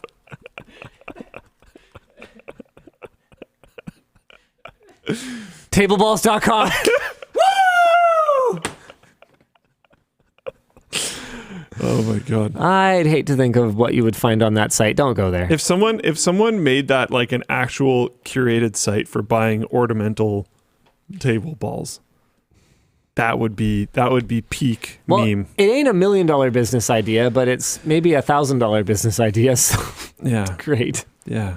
As in, it's going to cost you $1,000 to get it up and going, and then no one's ever going to buy any. Let's maybe do sponsor spots. The show is brought to you today We don't by use GoDaddy. We don't use GoDaddy. Thorum. You can't go to space yet, but guess what? You can get a ring that's been there from Thorum, our sponsor. Thorum handcrafts rings from meteorites, whiskey barrels, dinosaur bones, World War II rifle stocks, and more. They offer paper ring sizers on their site, so you can secretly get your partner sized at home without a problem. Every ring ships within 1 business day and comes with a free Thorum silicone activity band and a beautiful wooden ring box. And if you ever find yourself needing more time, Thorum just launched do you find you need more time on your hands? Is this a Dennis pun? Well, Thorum just launched their slick line of handcrafted watches, so you don't miss out on any good times. Good gravy, Dennis. Like the rings, the watches are made with materials like 4 billion-year-old meteorite and Hawaiian koa wood. Plus, they're automatic watches, no batteries required. Ever. With over 10 years of experience and over 5,000 happy customers, Thorum is there for you whether you need to find time or have a good time. So go check out Thorum at the link in the description below and get 20% off today with code WAN. The show is also brought to you by Athletic Greens. Is your busy schedule making you cut corners with your diet and miss out on healthy nutrition? It's time to take care of yourself with AG1, our sponsor. AG1 is a convenient supplemental drink to help fill in some of those nutritional bad spots. Blood spots? This says blood spots. I'm sure that's not right. It's got to be bad spots. It's loaded with 75 different vitamins and antioxidants, and the ingredients are sourced from whole foods without artificial flavors or sweeteners. Plus, it's great for any listeners who may be vegan, paleo, or on a keto diet. It can be great by itself, or you can blend it into a quick breakfast smoothie. Oh, hi, Dennis. A few of our team members also use AG1, including Luke, who wanted to make sure he wasn't missing out on certain vitamins after switching his diet. If you're looking for a simple investment for your health, try AG1. And you can get 5 free AG1 travel packs and a free 1-year supply of vitamin D with your first purchase. So just go to drinkag1.com/WAN Show. That's drinkag1.com/WAN Show to check it out. Blind spot. Oh. Flip my chat pointed it out. The show is also brought to you by Seasonic. These are much shorter talking points because Seasonic, man, they know you already know who they are. Just buy a power supply. There, that's it. No, I'm kidding. There's some stuff. Seasonic has been a longtime partner for us here at LMG, and for good reason. They make some great power supplies like the Focus GX750. It's fully modular and uses a hybrid fan, so you have less noise without worrying about increased temperatures. And their entire Focus GX line is 80+ gold rated, so you know your system is running efficiently. Seasonic, they're not trying to sell you a power supply with RGB or gaudy color options. They just want to make something you can count on, and that shows in their 10-year warranty and customer support. So keep them in mind for your next build at seasonic.com or at the link down below. Merch messages. Oh, sure, yeah. Hit me, Dan. Okay, let's see. Yo, LLD. I work in the Air Force as a computer scientist, and there has been a topic that worries me. I think Am I Luke helping, Dan? Hold on. There we go. Yo, LLD. I work in the Air Force as a computer scientist, and there has been a topic that worries me. What are your thoughts on the use of AI in deadly war machines, i.e. targeting and or firing? Oh, yeah. Terrifying. Really bad. Oh, yeah. Yeah. Yeah. We talk about hallucinations all the time. Yeah. Uh-oh. Now, question for you. Mm-hmm. And to be clear, I'm not talking U.S. military right now.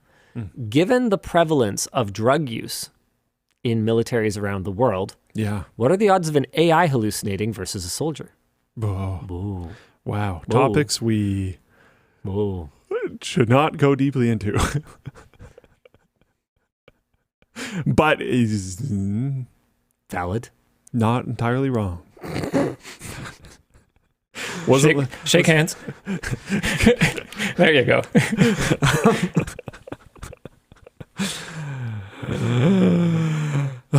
Dennis again, Danny. Okie dokie. What I would more like to see it in is defensive properties, missile warning systems, things like that. Yeah, defense, but actually defense. Yeah. Not the kind of defense where it's like the best defense is a good offense defense. Yeah, I know. Yeah. No. Please, LMG, I'm begging you for any information you can give me on the precision screwdriver. Any ETA, possibly. I think we are hoping to get it out in the first half of next year. As for the information, right now we're still waiting on molding for the bit holder that goes inside the handle. I think there are some stretch target functionalities that we would have liked to have that we're still kind of torn on. So if we were to try for some new functions, that might delay it. I think that'll pretty much come down to whether or not we decide to launch alongside bits. To be clear, again, I want to reiterate, our goal is not to go up against everyone else who sells a precision screwdriver kit. I think ours is going to be not cheap, but it will have some functionality that I think is going to set it apart in the market if people are looking for something very premium. And our intention is to make the driver available by itself, so you could just alter your foam a little bit in your existing kit, continue to use your probably perfectly good bits, and just chuck our driver in as a more premium, or even just an extra as an extra driver. What I suspect is that we should have no problem hitting that target, but if you're hoping to have something to have under the Christmas tree, that's not happening.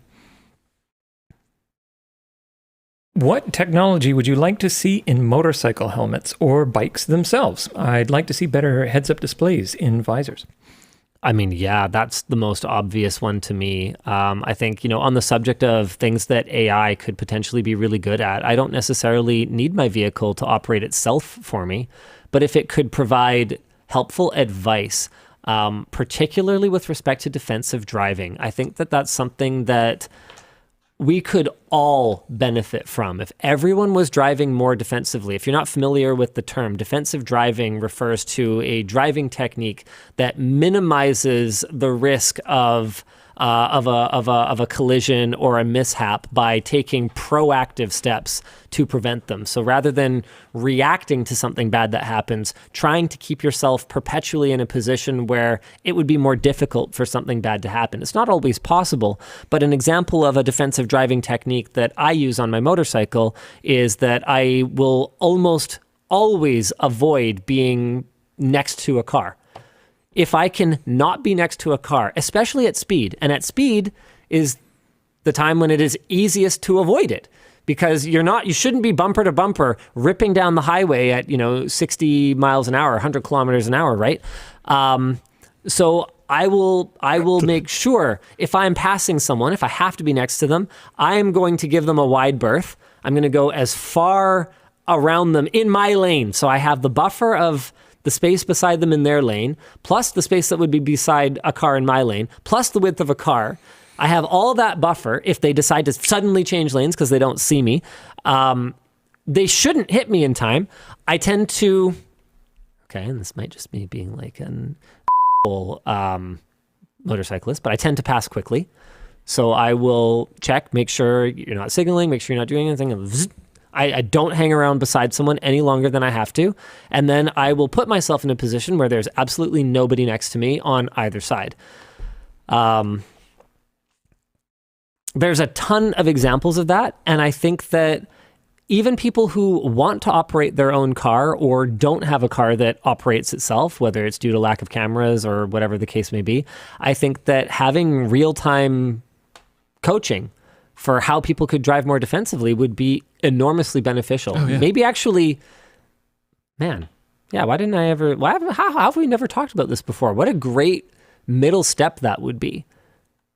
So instead of just going straight to trying to build autonomous vehicles, if we built vehicles that advised you on how to better drive your car, because we are still years away from vehicles, even the ones that have the hardware, like all the cameras and onboard processing, that might theoretically someday have them capable of fully autonomous driving, no user intervention.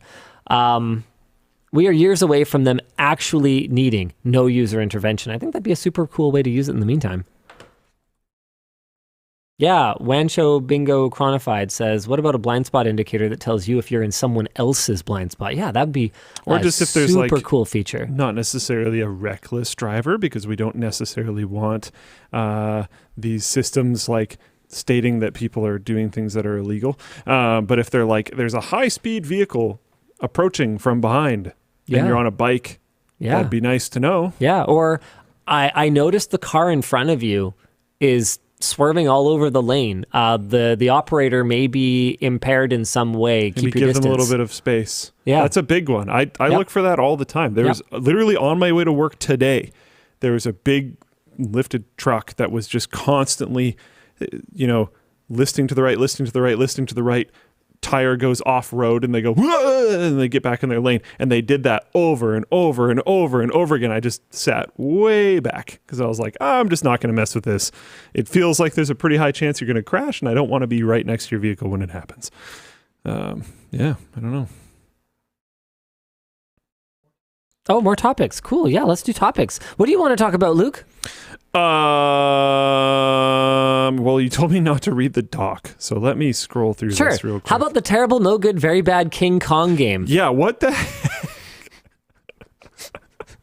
Skull Island Rise of Kong launched this week and has been hailed as a contender for the worst game of the year. Despite retailing for $50, Skull Island's bland beat-em-up, combat, lazy animations, and odd graphics have been compared unfavorably to the 2005 movie tie-in Peter Jackson's King Kong, as well as Gollum 2023, that game that we hated a few months ago and mostly forgot about. In one widely circulated cutscene, the enemy model is briefly replaced with a static JPEG. Okay, hold on. You have to watch this. I need to see this. You have to watch this. No, I got it. Okay. Here we go.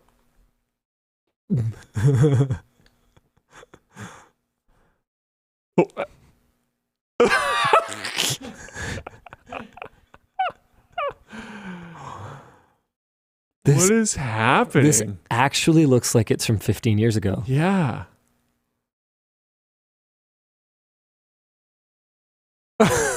Wow.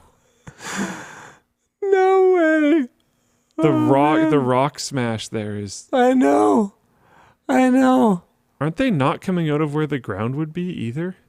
Like if you look at the height of not that this matters at all, but I think he's smashing the air and rocks are coming out of it.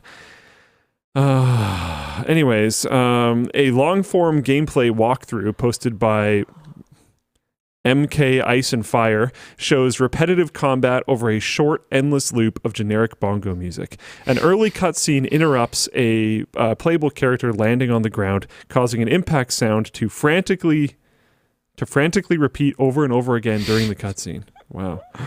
The publisher's name is literally Game Mill. You can't make that up. That's amazing. That's like EA. I'm sure I've told you this before, but EA's mobile game company. Yeah. It's called Capital Games. Did you guys know that? No. I hate it. That's actually the most amazing name. Like whoever came up with that, and then the board was just like, oh, yeah. Like, what? We don't know. We don't get the joke. It's so on the nose. Oh, it hurts. It's so amazingly on the nose. Beautiful.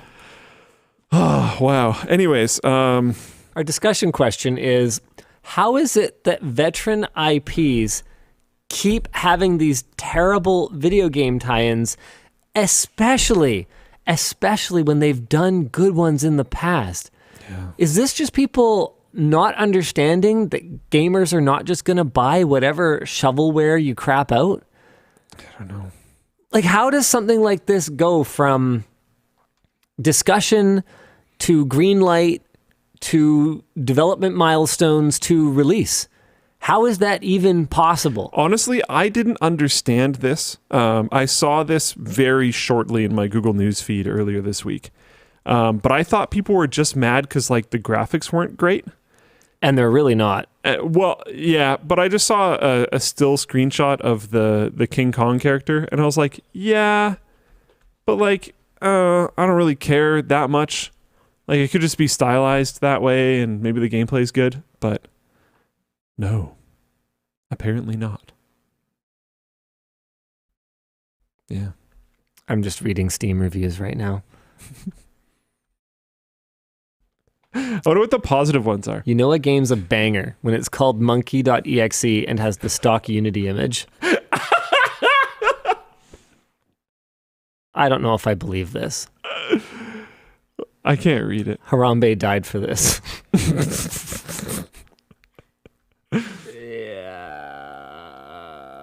Okay. So anyway. are all the positive ones just trolls then? Yeah. Oh, yeah. No, I don't think anyone legitimately liked the game. Got it. Okay. Next topic.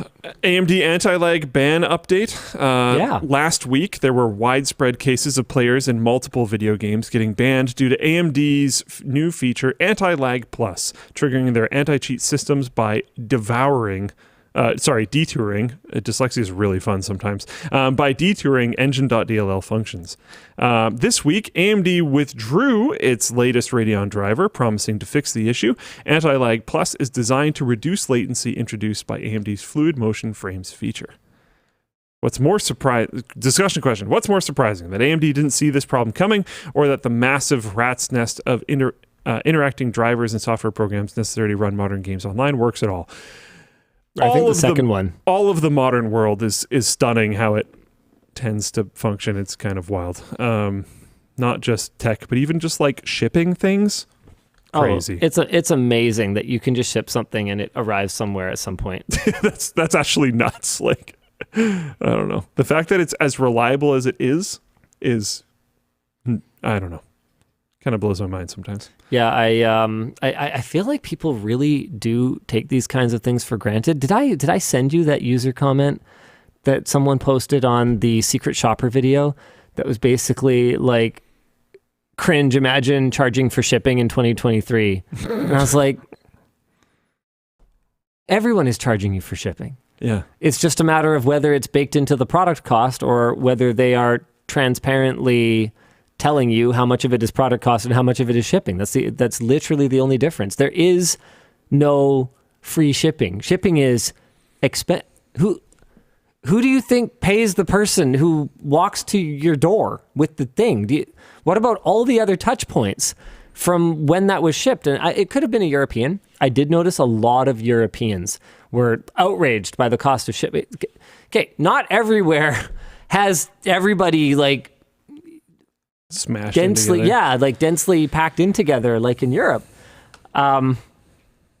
Gas. Have you been to a gas station and noticed that it's expensive? Guess what? When it goes on in a jet gas is even more expensive. I just don't even know what Jet to say to gas. stuff like that. I like that. Jet gas. Not fuel, just jet gas. Jet gas. Yeah. You need some jet gas? Got some right here. Sounds like a Fallout drug. I understand jet is already a Fallout drug, but jet gas sounds like a new one. Like a worse one. Like the A one. side effect. All right, that's better than the joke I was going to make. Oh man. Oh, this sucks. Honestly, you get this news article every once in a while. Repair techs found snooping personal photos. CBC's Marketplace took various devices to 20 repair stores across Ontario, including both small independent shops and large chains, after installing monitoring software on their devices. Technicians for at least 9 of those stores access private data unrelated to the repair, such as photos and social media apps. At least one not only viewed the photos, but copied them onto a USB key. Oh, the expose. Oh. Yeah. Is it supposed to have 2 E's? No. Okay. Fixed. The expose was a follow-up to a study published earlier this year that found that many electronics repair service providers lack privacy policies or controls to safeguard personal data from snooping and theft. The main disappointing thing here, in my opinion, is that it was 9 out of 20. Where are you supposed to go? That's crazy. Where are dude. you supposed to go, Luke? Well, Geek Squad does this thing where the monitors are facing out, but then a very significant amount of the work these days, as far as my understanding goes, I haven't worked there since they did this system. It might not work the way that I think. Little disclaimer. As far as my understanding goes, a significant amount of the work is remoted out. Right.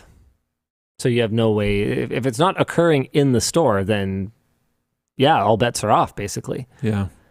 And surveillance footage, maybe they have surveillance footage of the monitors that the techs are accessing, but that's only as good as someone's willingness to. Have you ever actually scrubbed through hours of surveillance footage? Like it. Yeah. You could quickly open up a folder and copy. No one's going to find that in the surveillance footage. Yeah. Yeah. Don't get any ideas, Dan. And like I've worked in one of these shops before. I've been literally asked as part of the task to access someone's photos before, but clearly Like they to back wouldn't them have up? done to make sure it worked in some program or whatever. Like I've also usually this is when I was like a teenager. I already knew it was a problem. I would ask to do that portion when they were there. Right. Yeah. Okay. And I would just do it in front of them. The spot that I was at had a like swivel monitor, Sure. so I could make sure that we could both see the monitor, and then I would do the thing. There's also a lot of unintentional access that happens that this isn't talking about, but it's pretty common for people to set their screensaver. I don't know if this is still common. Yeah, to a slideshow Of their My Pictures folder, and then their computer's just not working, and they forget that that's a thing. And then they bring it in, you fix their computer, and then it's just like sitting full of there. anime porn or whatever. Or just them. Right. Happened multiple times. Yeah, you've probably seen some stuff. And you have those monitors facing out to the store. And it's a whole thing. I don't know. Yeah. Okay, so what you're trying to say is, on the one hand, gross, condemn this, but on the other hand, guys, some basic digital hygiene, Yeah. please? Yeah. Okay, cool. Yeah. Yep. Yeah, Vithagar in Floatplane Chat says, I worked in support for several years, and exactly 0 times out of however many was anyone paying attention to what data I accessed. Oh, no. I had very good... I remember 3 managers that I had when I worked in Geek Squad. Each one of them was honestly very good. It was not... This is years ago. It might have changed many years ago. I don't remember there being any policies or anything like that was actually handed down from like corporate. Really? But the managers, which were just like older but still teenage dudes for the most part, would talk about these types of things and like just basically like don't be a asshole type of policies. Right. Like Bill and Ted style. only work on things in the back room that are hardware issues, because then you're not accessing data in the back room. I very strongly believe this was not a corporate policy at the time, but every manager that I had at that time, this was a policy. Only work on hardware issues in the back room. If it's a software issue in the front area, blah blah blah blah blah, all this other type of stuff, don't mess around. Yeah. I felt like we were operating well. I'll say that much. And I'm 100% certain that there are repair shops with high integrity, but I'm very disappointed that 9 out of 20 failed this. That's really brutal. All right, we've got a couple more topics that I do want to hit today. Let me see if I can find them. Oh. What is that noise, Dan? Do you have any idea what that is? Yeah, that's the AC condenser pump pulling all the water out of it. Oh. I forgot to turn the AC back on. You guys cold? No. Got your sweaters? I'm kind of chilling. I'm good. Mountain Dew LTT screwdriver. What? Reddit user Is this a topic? Empress has made a screwdriver based on the shape of the LTT one. Oh, I see. I am now holding it. That was quick. Okay, well, I guess I don't need to show the picture anymore. This is pretty cool. Offered us an LTT styled screwdriver made out of Mountain Dew bottles using a DIY filament maker in return for an official version. We have accepted this offer, and our discussion question is, what do you think of the Dew driver? I didn't know you could make DIY filament. That is so cool. I didn't either. And that just makes me believe that whole 3D printer ban is going to work even less than they hoped. 2-liter bottle. You stick it on a nail. You put a little blade thing, and you can cut it into strips, and it makes 3D I'm printer just filament. surprised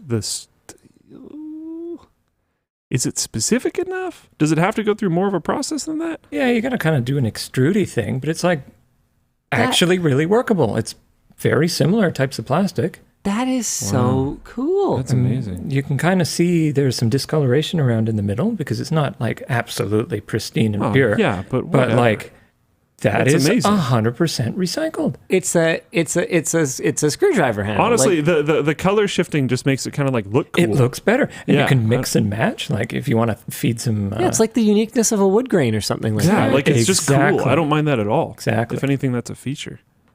That is so cool. Okay, well, hey, enjoy your screwdriver, and I'll also be enjoying mine. Thank you very, very kindly. Tynan says, I like the concept of recycled bottle filament. It works so well. You remelt it. Oh, no, re-soften it. Most of them are PET normally. PETG is used for lots of filament, but PET works on its own. Very cool. Wild. Can I feel it? Yeah, for sure. Oh, it's so light. Speaking of, dude, can I feel it? Okay, the next AMD Ultimate Tech upgrade Yeah. might be the best one yet. Oh. Not because it's a popular personality over here that you guys know very well or anything like that. Do you know who it is? Well, is it the guy that got a concussion? No, Oh. he was helping. Is it on Flowplane right now? No. Oh, no, I don't know that. Ariana from HR. Oh, nice. We went out of our way to make sure that I was not written up throughout the entire process. that is going to be incredible. What does that mean? Oh my Do they just God. tape his mouth shut? Probably should have.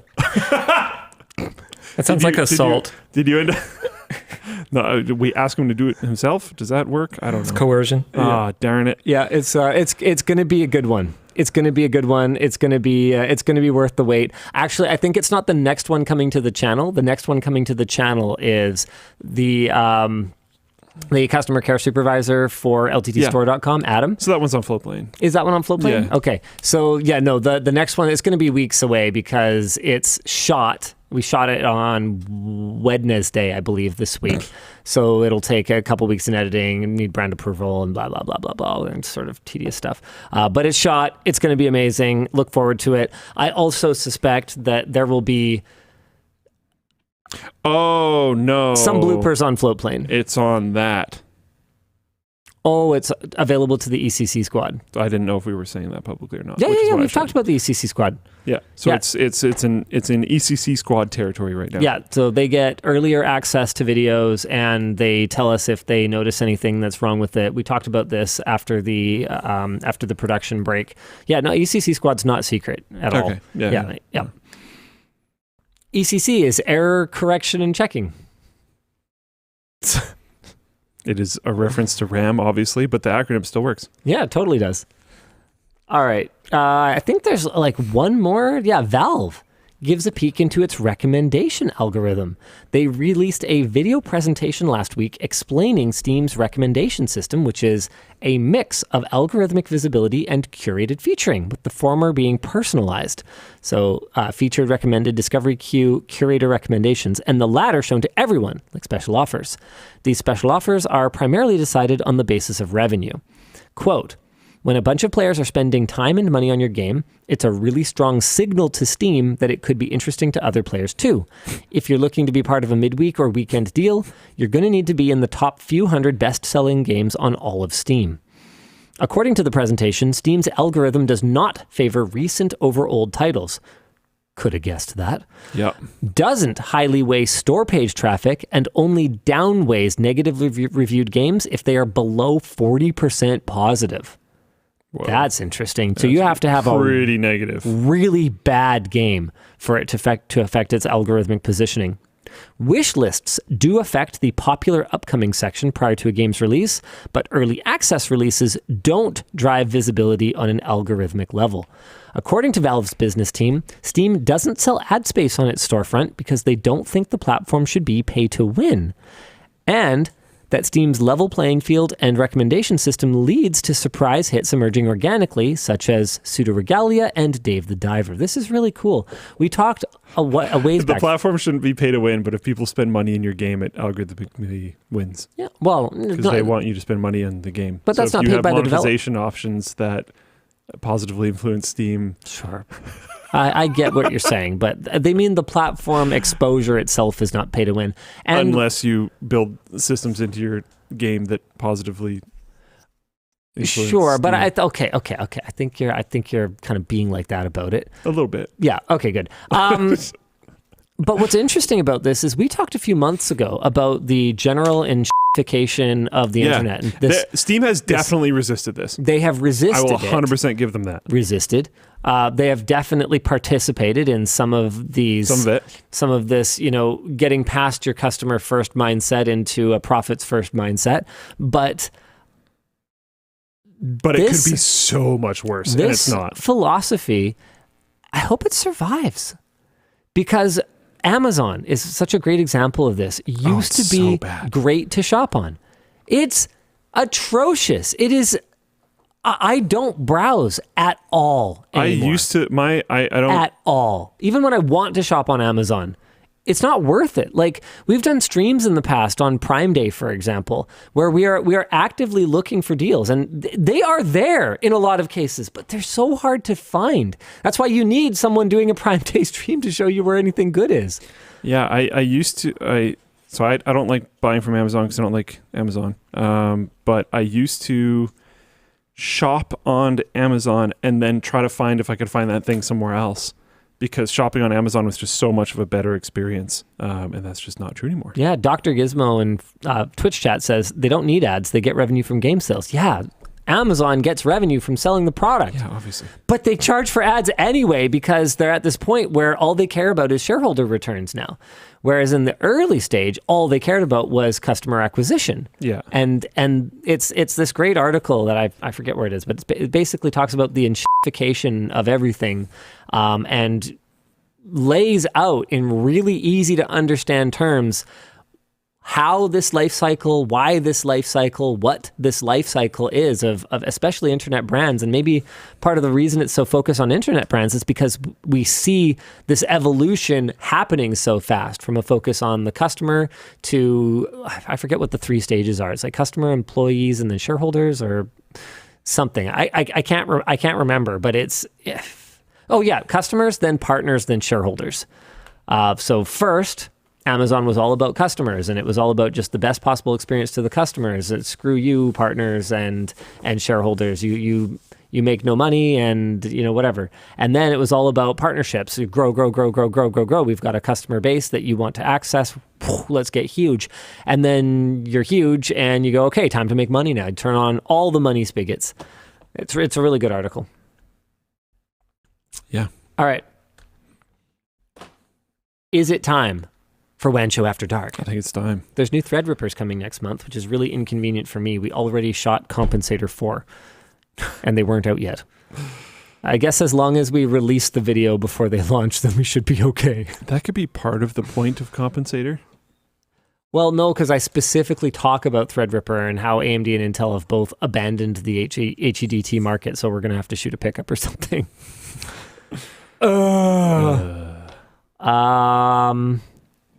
Releasing in November. According to PC Mag, who Dell gave remote access to test a 96-core Threadripper Pro 995WX. That can't be the right model number. It's got to be something else. 7995WX. Okay, I think there's a missing Remote 7. access, that's weird. This generation is a serious upgrade over the 5000 series. It's Zen 4, has a TDP of 350 watts, and is PCIe Gen 5. Wow. This is Threadripper Pro that's available with 96 core. AMD is also resurrecting consumer Threadripper, which has up to 64 cores and starts at $1,500. Okay, that's barely consumer. Man, AMD has completely abandoned any semblance of wanting to be like a scrappy, take care of actual gamers, we're affordable kind of player in the market. Starting at $1,500. What did first gen Threadripper start at? Threadripper, 1900X, I believe, was the entry level one. That was $550. It was only 8 cores, mind you, but the 1920, which was, hold on, 12? I want to say 12 cores, 10 cores, 10 cores. I think it was 10 cores. Crap, I don't remember. I think it's 10 cores. No, 12 cores. Okay. Alt back. Was $800. Like, come on, you guys. This sucks. Yeah, there. That's all I have to say about that. It's after dark time. Time to get dark. Dan's working on it. He's got this. You're not even going to be able to see me anymore in my black hoodie. Wow. It's not black. It's like a washed black. Yeah. It's cool. I like this one. If Nick is the one that brought these over, I'm not surprised he gave me this one. Yeah. LTTU. All right, Dan, hit me. I gotta get settled. Where are my merch messages? There they are. Okay. Part of the reason I love the WAN Show for direct access it gives to the head of the company and how transparent you are. Are there any other companies that you would like that level of access to? Oh, man. All of them? I think it would be chaos, though. Oh, yeah. Like, it would actually be a problem if every company just talked about, like, everything that's going on. That'd be sweet. Because people... Bring the chaos. Yeah, no, I think people would misunderstand it a lot. I think it would actually be bad. Yeah, but if everybody was doing it? Hey, look, everybody's doing it. Are you saying it would be misused? I'm saying that... Company lies? Linus? It's all a farce! Oh, my goodness. Or what's your point here, sir? My point is that, okay, let's say Valve was totally transparent about everything that they're working on. Sure. I think it would actually lead to a lot of negativity towards Valve when projects don't pan out. So I completely agree. This is my Star Citizen argument. Right, yeah. Okay, so we're in agreement then. I would still like, very good. Okay, very good. I would still like it, but yeah, people would treat it negatively for sure. Because no one understands timelines and the rough nature of them when it comes to actually like crafting something that takes a long time to make. If you're like, hey, this should take me a day. Yeah, I regret announcing the screwdriver so early. Yeah. And you never know what's going to happen. Maybe the person working on it quits or gets long-term sick or something like that happens. Like that's going to very substantially impact the release time of this thing. Maybe something else comes up that you absolutely should work on. It is significantly better for your company to do. But now because you've publicly said you're making this other thing, now you're going to significantly disappoint people that were excited for that thing. When if you just didn't say anything in the first place, no one's going to have anything to be disappointed about. You get to make the thing that you should have made anyways. And maybe you can come back to it at another date. But yeah, I don't know. The like hyper aggressive nature that a lot of people treat certain companies and representatives with on the internet can be really detrimental sometimes in ways that people don't seem to understand. This is the argument that I've brought up for a million years about the Blizzard developers at BlizzCon. And there's a BlizzCon coming up, I think soon. So it's going to be relevant again, I'm sure, because they'll say something dumb again, I'm sure. It's like every time. But Blizzard keeps putting developers on stage at BlizzCon, and then they say something silly, and then more stuff comes in place to stop that from happening. Like they used to take attendee questions. And I don't think they do anymore. I think what they do now is, I don't remember, and this could be wrong, I don't know. This isn't a topic. But I think what they do now is they take attendee questions and then they write them down on cards and they have a BlizzCon person read the questions out instead of the attendee so that they can control the questions. So you can't tell them, I'm going to ask something cool and then you ask them something brutal. So like you're slowly getting away from that. You put developers up on stage that say like, you think you do but you don't, or what you have do you not smartphones? have phones, that kind of stuff. Yeah. They'll say some like stupid stuff like that, and then they're going to start disappearing from stages. You're not going to have access to them. That kind of stuff happens, and I don't know. It concerns me a little bit. All right, hit us, Dan. Luke, what What's up? aspects of Linus have changed over the years, and why are or aren't you okay with those changes? Linus said that you told him he had changed in the "What is it like to work for Linus" video. He's changed. I've changed. We've all changed. It's part of life. You're not supposed to let Linus. How know. tactful. I think he's changed.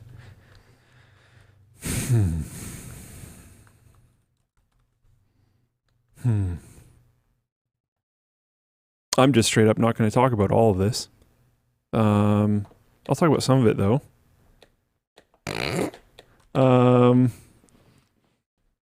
I think he's changed in less ways than the audience thinks, and in more ways than the audience thinks at the same time. Like a lot of the things that people are like, he changed. It's like, actually, no. But then there's things that like they don't point out that are like, yeah, you've totally changed, which I find very intriguing. Like there's things that I know frustrate you and they frustrate me as well, where like you can't talk about the price of things anymore. Oh, yeah. Because no matter what you say, there's an angle on why you're a bad person because of it. Yeah. Oh, yeah.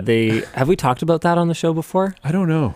I've just been noticing this pattern. It's a very real pattern. If I say something is expensive because... It's not expensive to you. Yeah. And if I say something is a good value... It's only cheap to you. Like, okay. So we've gotten to the point now where in writing in script reviews, I'll tell the writers, like, look, I can't have an opinion on a price. I can speak objectively relative to the non-slim PlayStation 5. The new one is the same price,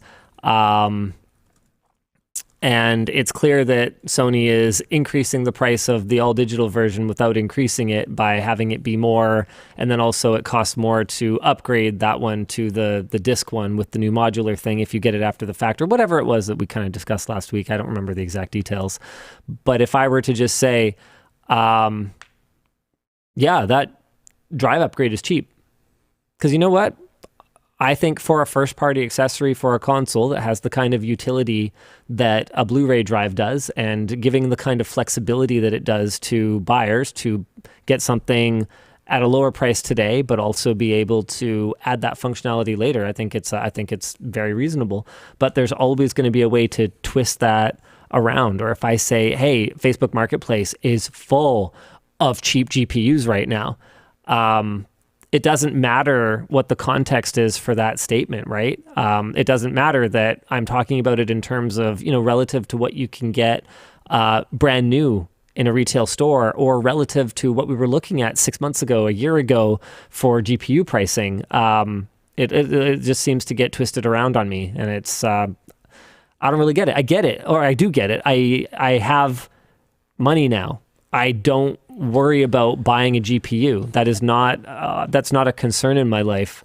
And I know that for a lot of people it is. So hearing me even comment on it makes people angry, like actually angry. That's the thing that you guys got to understand, is these are not just, well-articulated, thoughtful comments about how, it could be that over the course of a successful career, you inherently reach a point where your relatability is reduced because of your life situation not being the same as the people you're talking to anymore. Like, that's not what I'm talking about. I'm talking people are mad, like furious about it. And I'm taken aback by it, because as much as my life situation has changed a lot, actually a lot of my attitudes towards money and spending it, particularly personally, haven't.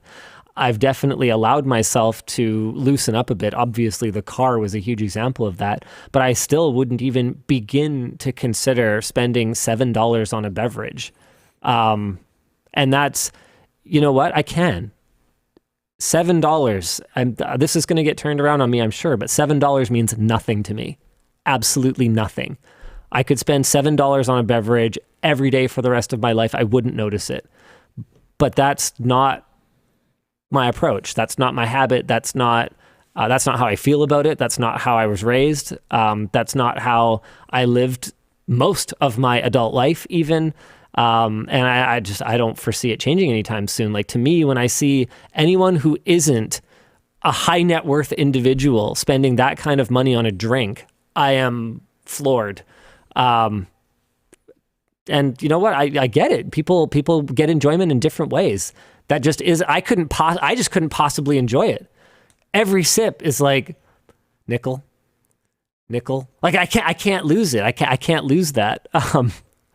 And so and sometimes I think I'm contradictory, right? Because I'm not acting that. I feel that. I drink water because, especially here, it's plentiful. It's free basically. It's good too, and it's good. Yeah. Some places in the world it's not so good. Yeah, and totally different situation, right? Yeah. But then on the other hand, I have this like stupid midlife crisis mobile car. I don't know. I'm not going to go so into everything because I think every single one of them is going to have that type of response. But I think a lot of the ways that the audience thinks Linus has changed are inaccurate. Yeah.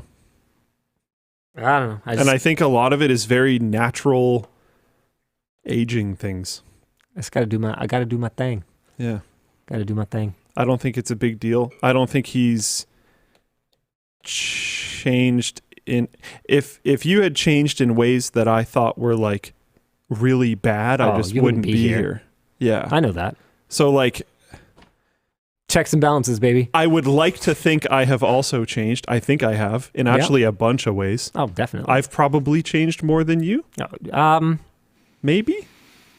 In ways that are visible to you, probably. That's fair enough. I was super immature when we started this dealie. Yeah. In ways that probably weren't obvious to you at the time because you were younger and in a very different place in your career. And so my deficiencies at that time were probably less obvious to you. Oh, but no. I can see them. But so this is part of another thing that I was going to say, which Right. I'm going to bundle a bunch of stuff into one by saying that you're a bit softer now. And I don't actually mean that saying that to a dude is often going to be interpreted as bad. Oh, I don't take it that way. I don't mean in that way. Oh. I mean, there's like more consideration.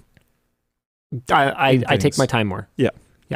Linus's brain has always been fast action, fast fire, boop, boop, boop, go, go, go, go, go. And over the last few years, especially, I think. Yeah. And I do not mean in the last few months. I specifically mean in the last few years. Don't get me twisted. A little bit more time, intentional slowdown. I moved fast and broke a lot of stuff. Yeah, which is fun and good sometimes. Yeah. It but can be really good. Yeah. And then eventually you realize that breaking things takes more time than just planning and doing them right in the first place. There's this quote that I'm going to misquote brutally. I don't remember exactly how it goes, but it's like haste now is time waste later. Oh, sure. And it's the concept of like if you're rooting through like a trunk for things and moving things out of the way is taking too long, so you just start throwing them all over the place. Yep. You're going to have to clean that up later. That's going to waste a lot of time. Sometimes it's going to be applicable. Yep. Sometimes you need to just fire through it. Yeah. Or better yet, if you put them in an organized fashion, like the farther back you go and plan things more carefully, the more compounded savings you can realize. Yeah. Yeah, I don't know. So there's stuff like that. But I genuinely think a lot of the ways that the audience points out the change is usually inaccurate. I think it's a lot of projection. Yeah. No offense. Often that too. A lot. But I see constant comments about how you've changed or about how LTT's changed or something. And I'm just like, not only is this wrong, but it oftentimes is very provably wrong. Yeah. It's just like I can't, man. I don't know what the comments about the videos getting better after you hired a new CEO were hilarious. Yeah. Like, and that kind of stuff is not isolated to that incident. That is just the most blatantly, obviously, provably incorrect ones. Well, there have been all kinds of ones. Like there was a period a few years ago, I think it was now, where there was just this kind of momentum in the community complaining about like the immature like dick jokes and stuff like that. And what is it with all the forever? And just for fun, I replied to a handful of them, linking them to videos from the first month that the channel existed that were full of like, there were complaints about the campy humor and the immature jokes. And so I just sent them. I was like, look, this has always been this. Yeah. Maybe you don't like them anymore. And you know what? Maybe you grow up. And you know what? That's fine. But, understand a couple of things. One is you obviously did at some point. And two, we do not actually think the number 69 is funny. The thing that's funny is that it's not funny. It's cringe. It's awful. It's like that's what she said constant refrain from Michael Scott on The Office. Like the lowest possible brow. Yeah, we are leaning into it, going, haha, number. Like there's nothing funny about it, and it's just we're just memeing. It's okay, or it's not, and you like don't have to watch. But I promise you, it was always there. Always here, and like the cheap thing to back that up a little bit. We both grew up without a ton of money. Yeah. I am notoriously called cheap. Yes. And I've said this before, and by everybody else. I've said this before, and people didn't get it, and I understand. But he's cheap too. Oh yeah. And people point at certain things that you have or whatever. But there's a lot of evidence. You just got to look kind of between the lines. Like, it took him a long time, but eventually he broke and he bought a bigger, nicer house. It took him a really long time and a lot of conversations, and I honestly think a lot of effort, but eventually he broke and bought a nice car. But I'm pretty sure you consulted everyone in your life that has any interest in finances or cars. As far as I could tell, everyone I talked to had a one-on-one conversation with you about it. You know what? A big part of that, though, was optics management. Yeah, that's fair enough. I wanted people to understand that, like, this wasn't something that I was just doing overnight. I wanted people to understand that this wasn't a me first thing. That came right on the heels of us doing an enormous bonus payout for the Christmas party.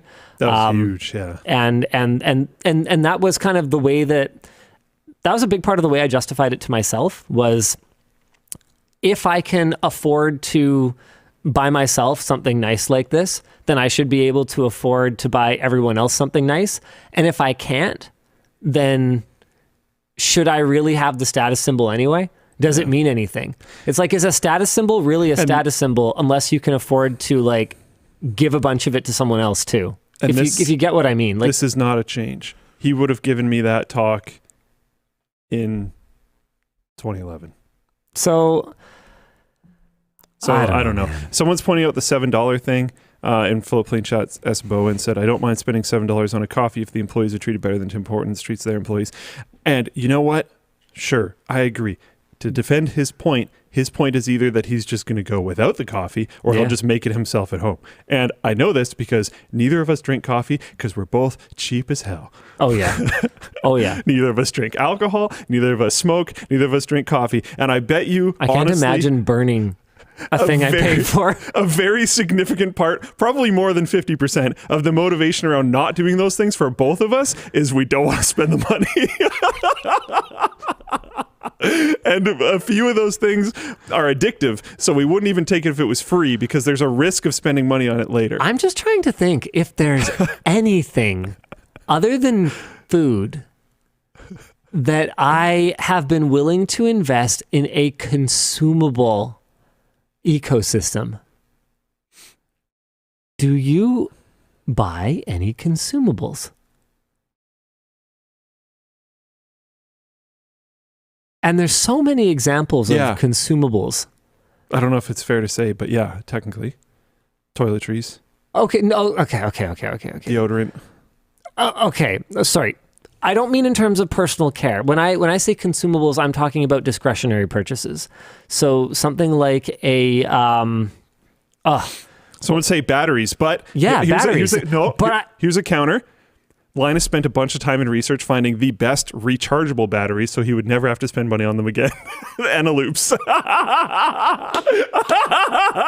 and then I created the no batteries policy in my house, which you guys actually saw a video about when I converted a battery only. Actually, well, Dan did most of the work, but good job, Dan. Where we converted a battery only temperature sensor for the Ecobee smart thermostat into a wall-powered one so that I would never have to buy another battery for it. No! I refuse. I'm going to get TMI for a section. Sop Cannon said, is birth control consumable? Not when it's a vasectomy. Laundry detergent. I'm telling you guys, you're actually wrong. What about house consumables? Do they count? No, I mean, if it's like a requirement. Yeah, like food and that sort of thing. Yeah, okay. Like that makes sense. Discretionary. Honestly, a big part of my personal rationalization for the car is at least I'm not buying gas anymore. I'm using good old, subsidized by my solar panels, cheap as nothing in BC hydroelectricity. Let's go. Yeah. So I step on that pedal with no regret. Yeah, so there's some things that have changed, but they're probably a lot less than you think, and they're probably not what you think. And I would argue they're significantly more related to just growing older, growing a little bit wiser, probably some amount of hormone changes, stuff like that. Yeah, kids are expensive, but I have no problem spending money on other people. That's never really been an issue. It's not really a question. Tynan brings up shuttles for badminton. Yes, okay. Badminton is something I spend on consumables I do have a counter argument for this, though. I also think that for the personal care... Exactly, yeah.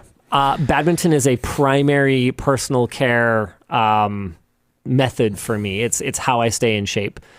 So compared to what you could it's like a easily, health expense almost. Yeah, compared to what you could easily spend on anything else health related, it's pretty reasonable. And most of my badminton costs are the free badminton nights that we run for work and for some badminton community members. Money spent on other people. Which is money spent on other people anyway.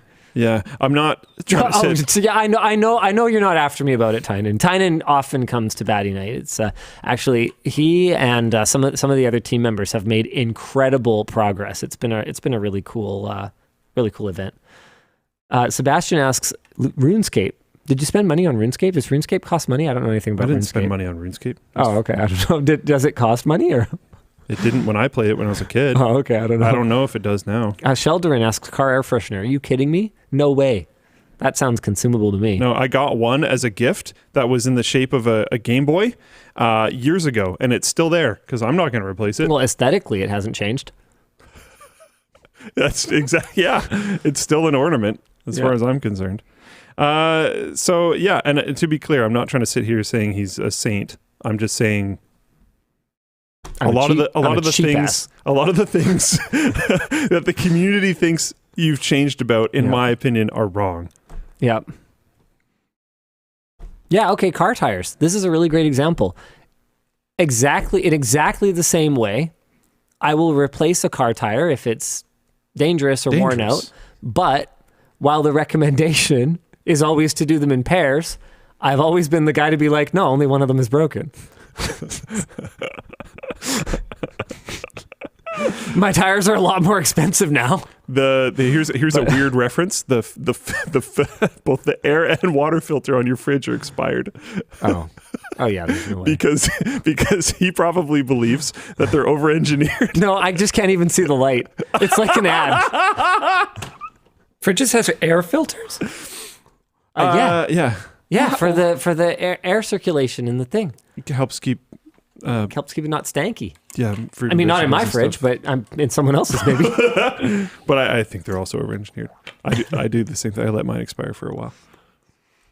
I've never changed one. I need to go home and deal with this. Okay, move. Tynan! I'm not acknowledging that. If people want to know what he said, they can be in float plane chat. I avoided that joke. You're a bad person. Me? No, Tynan. I want to be bundled with him. I'm with it. Oh, that's hilarious. Play now for free. Yeah, RuneScape says play now for free. They probably have like a premium model or something. They're gonna make. They do somehow. have a premium model. Okay. Oldscape is the only good scape, or 2007 scape, whatever the hell you want to call it. Yeah, RuneScape old school. Old I've school heard it's really RuneScape? cool actually, but Number go up. It's a very good number go up. oh, that like type of gameplay. It's yeah. Got it.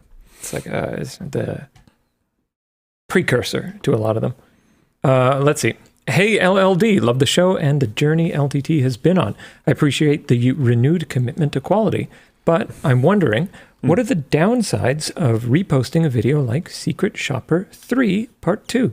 Big ones. Yeah, it's bad. I can promise you guys right now that video will not perform like it would have if we had simply left it up. The far better option that can be available to under certain circumstances. So this is all part of our error handling SOP, standard operating procedure, that we've posted on the forum. The better option is one that we outlined there, which is if you can edit the video in a way that the runtime is exactly the same, and there's like a bunch of other rules. In some cases, you can submit a request to YouTube to have it replaced. But if that's not possible, our only options are to post retractions or comments, or to take down the video and re-upload it. And the problem is that both of those are bad options. Once you've set a video private, the momentum is gone, and you are just relying on YouTube to start to seed it, and a big part of your audience has already seen it, so it's going to seem like a bad video that people aren't interested in, but actually people have just already watched it, so you're going to not get a lot of reach that way. And then re-uploading is the exact same problem. Not a lot of your views come from people who have subscribed and rang the bell. Nobody does that. Nobody clicks that notification. I've actually been thinking of making a video for a long time called "You Won't Click This Notification," and just talking about how inconsequential subscriptions and notifications are on YouTube now compared to recommendations. I haven't really gotten around to it. It's the kind of thing that only I can realistically write instead of someone else on the team, and I'm just so busy reviewing other people's work, I rarely get to write. I have one coming soon, though. I wrote the Big Screen Beyond video. It's that cool VR headset, that super high fidelity one that you tried at my place. Yeah. Crazy experience, by the way. Yeah. That was wild. So I got to write a video for a change, but that's coming soon. What am I talking about right now?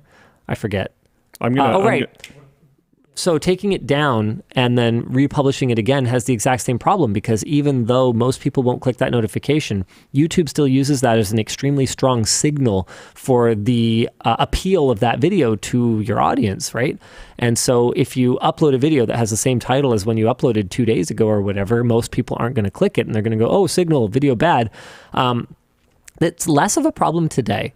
We had a video that we published where we accidentally clicked an option that doesn't send a notification. It was, here, I think it was like this one. Yes, okay. This top one right here. What were they thinking? Weird 90s controllers. It's got 1.5 million views. Do I think it could have done a little bit better with a shove in the butt out of the gate rather than not having anything go out to to people who subscribed? Yeah, probably. But overall, it's done okay. And that wouldn't have been the case, 5 years prior to that, 10 years prior to that, when subscriptions and notifications were basically just kind of indicative of the long-term performance of a video. Now you can have videos that do awful out of the gate and then great later, or great out of the gate and awful later, or awful, then you change a title and thumbnail, and then they do great. It's kind of all over the place. So I think that ultimately Secret Shopper will do okay, but it's very clear that there is a big downside to feeding it to, a solid quarter to a fifth of the potential audience, and then taking it away and then uploading it again and having lost that momentum. I want to take a second to jump back to talking about old school RuneScape.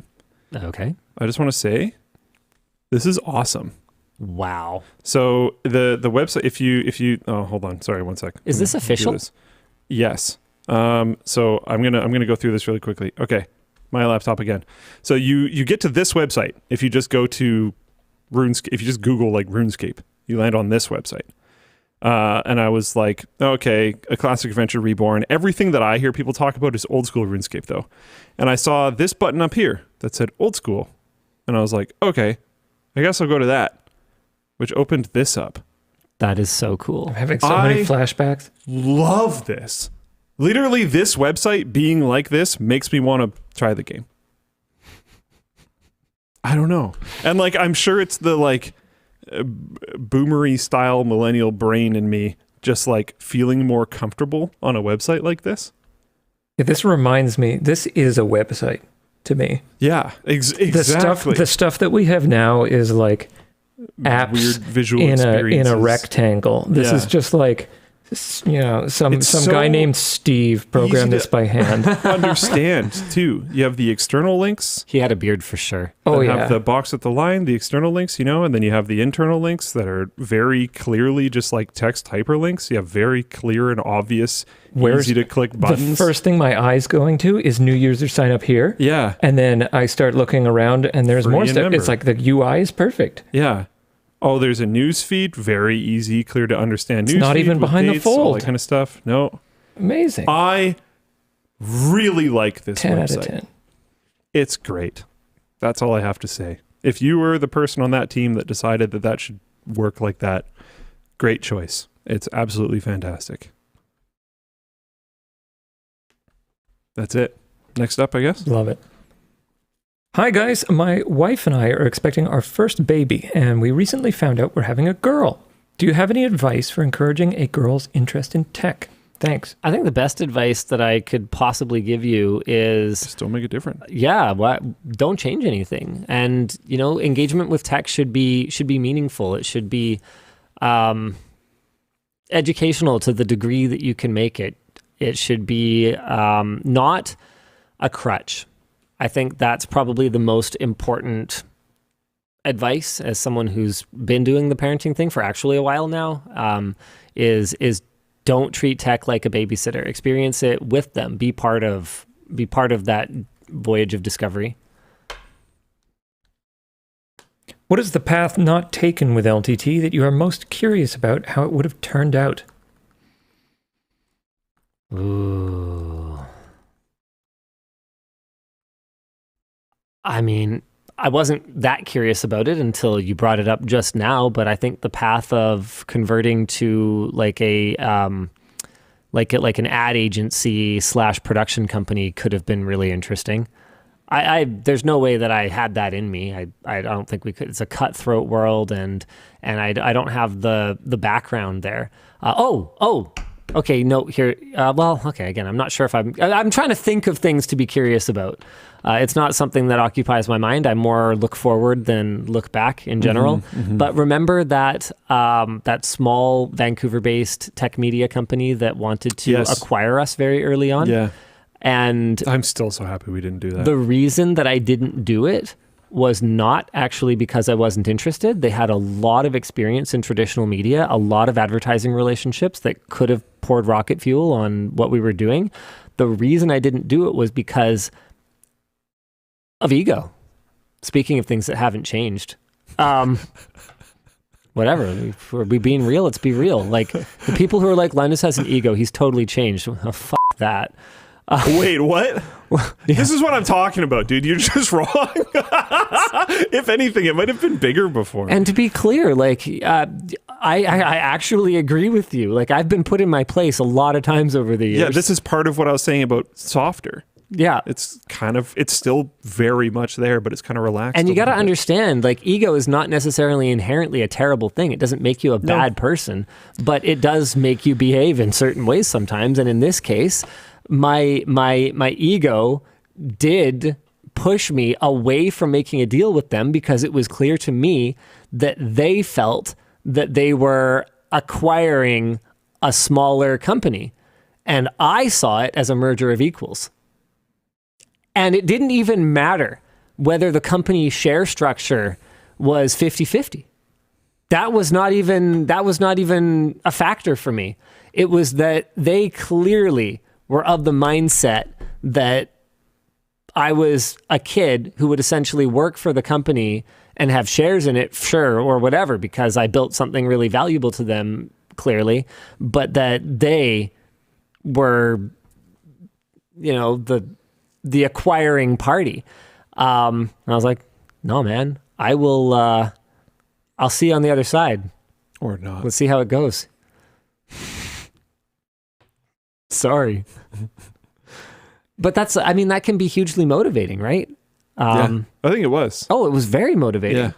I don't know if I enjoy it or if I just have to have it. Competition. Yeah. Both? Yeah, that's a whole conversation right there. Maybe both. Yeah, both make sense. Yeah. I had an interview today and they asked me a question. I was wondering what your response would be. What is the one thing you've done professionally that you would never do again?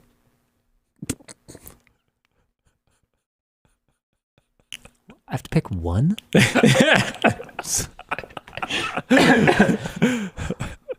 I know mine. Oh man, I disclosed the sorry state of our accounts payable at NCIX to a partner. Oh, I remember that, but yeah, that's a good one. That's a good one. That was pretty bad. Like, I'm all about, honesty or whatever, but that was probably above my pay grade. Oh man, shoot, I was actually gonna say something else too. Man, I don't know. This could be an endless list of things I've done professionally that I would never do again. Start a video delivery platform with $0 of budget and one part-time / volunteer employee. Yeah. That's mine. Yeah, why? Why would you do that? That's so dumb. Yeah. So dumb. Actually dumb. Yeah. I mean, it worked. It's been all right, but it was a lot of effort and stress and stuff. Yeah. That's unquestionably mine. Mine was pretty easy.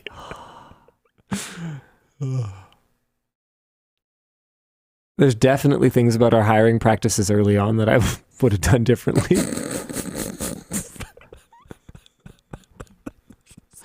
We can't talk about it much without getting into some pretty personally identifiable information, but there's definitely some things we could have done better. Yeah.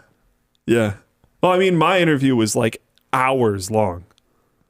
I don't regret that though. No, that was cool. That honestly, maybe that I forever remember would have been great. Long and weird amount of it, but yeah. Oh man! Didn't you have to drive me home that night? I think so. Yeah, because maybe the buses weren't running to where you were going or something like that. Late. Yeah, like I showed up when it was light out. It's kind of wild how you can go from a job interview with a stranger to just like getting driven home, Insta bros. But it actually happened. Yeah. Yeah. Oh man. Would you have done it again? Oh yeah.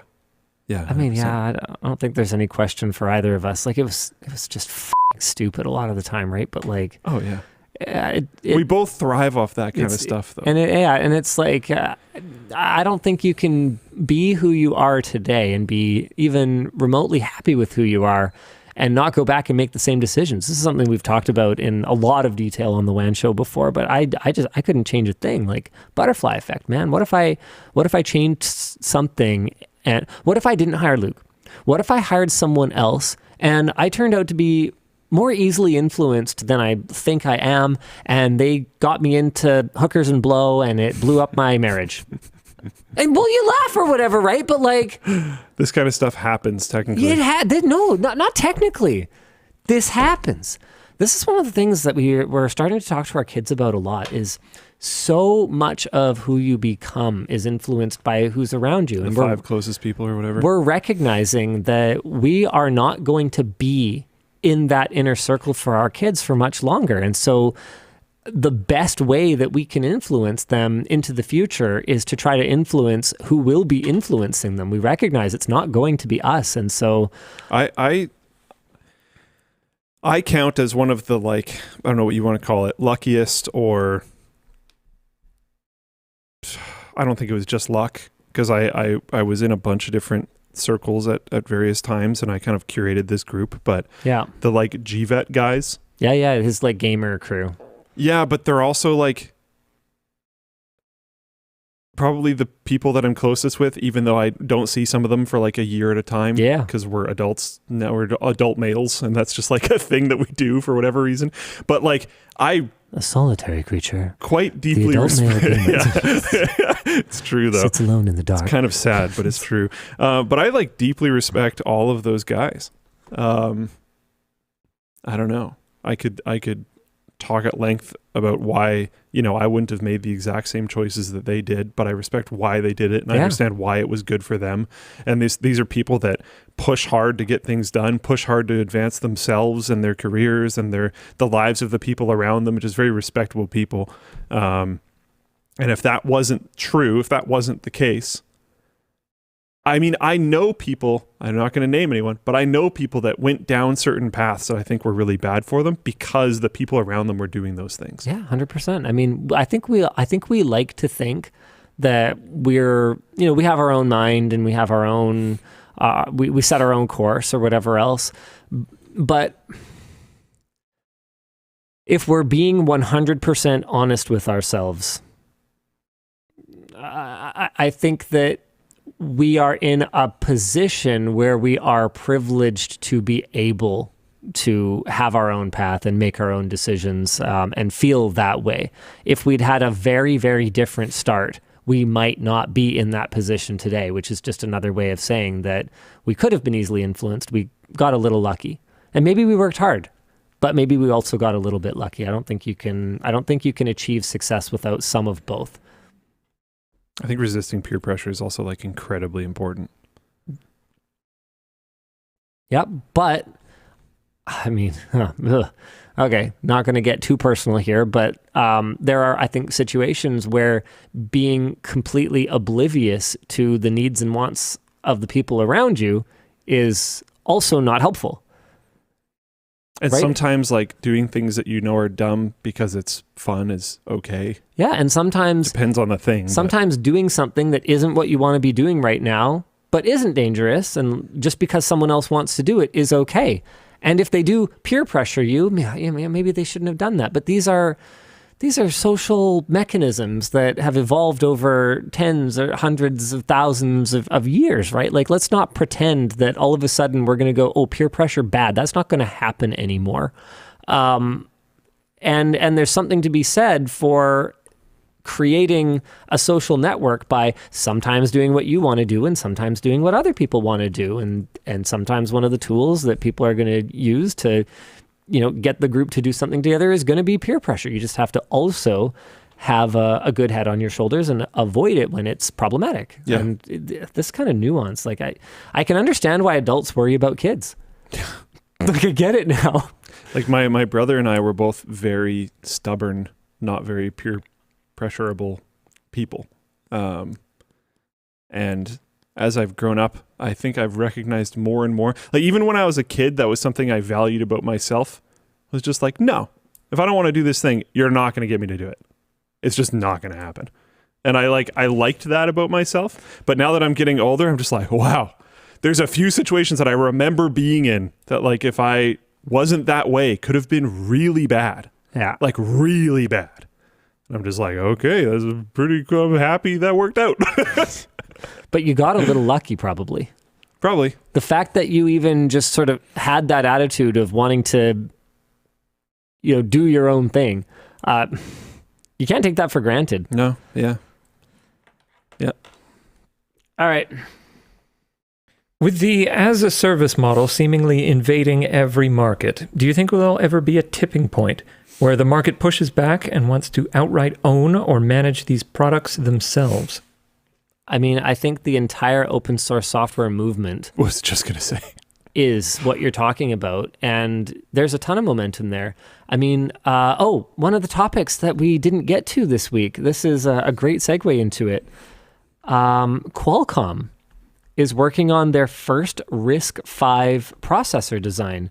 It's not going to be a full-on smartphone chip out of the gate, but in collaboration with Google, they are building RISC-V Snapdragon for wearable devices.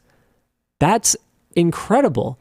And you know what? ARM, from my understanding of it, has a relatively amenable licensing situation, but nobody likes paying forever for something when they can spend money on it once and own it forever. And I think that's where RISC-V is going to come in, and in the medium to long term, close the gap with x86 and ARM. With ARM, and even to a degree, I think x86 in the very, very long term.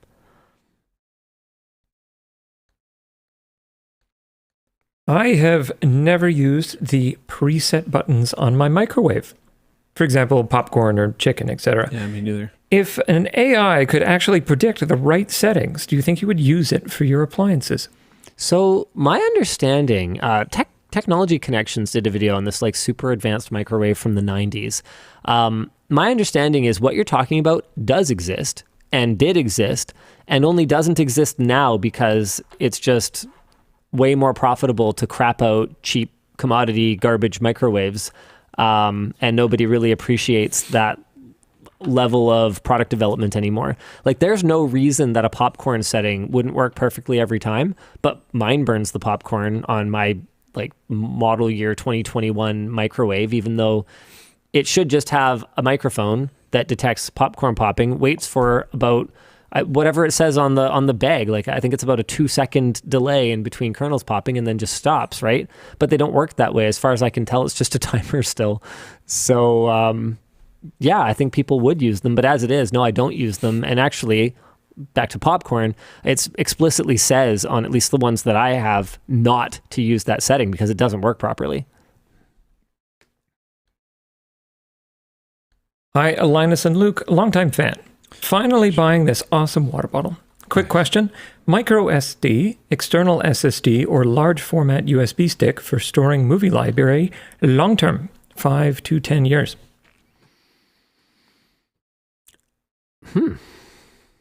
Micro SD, USB, or what? Basically, they're all flash.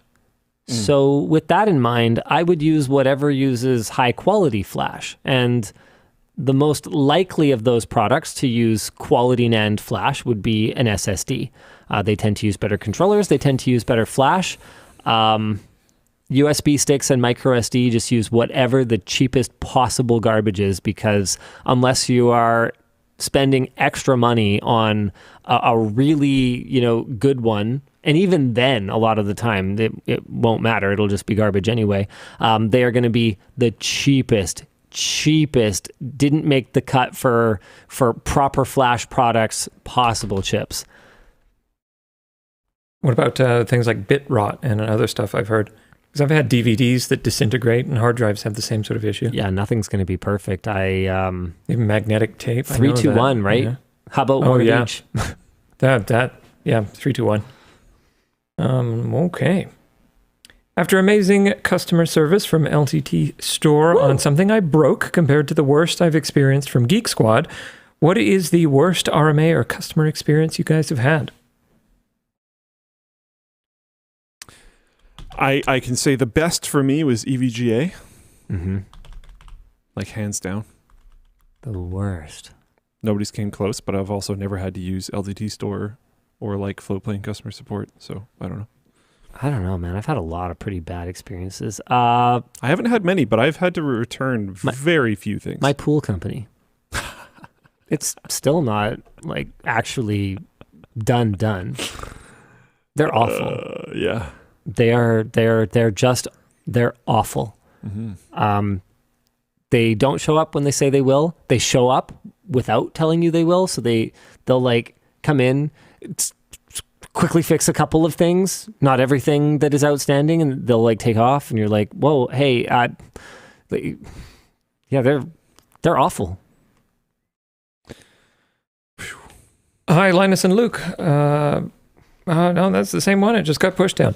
I work in pro audio video, and products are ditching local config for cloud-based config, which is a good way to end up with a paperweight if a company goes under. Yeah, that's bad. What products have you seen this happen to? Routers. Was it routers or access points? Access points, maybe? Yeah, those access points that you have. The Meraki? Are they Meraki? I think so. The one that you have? No, not anymore. Oh. Had, for sure. Was it Meraki? Couldn't be. I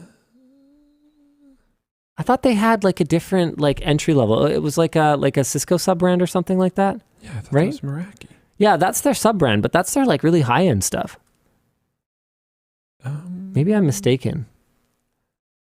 Anyway, yeah, anything that has a dashboard. This is actually what turned me off of the Meraki Go access point requires an active subscription. Oh, is that the one? I don't know if it was a Go. This was a long time ago. Oh, okay.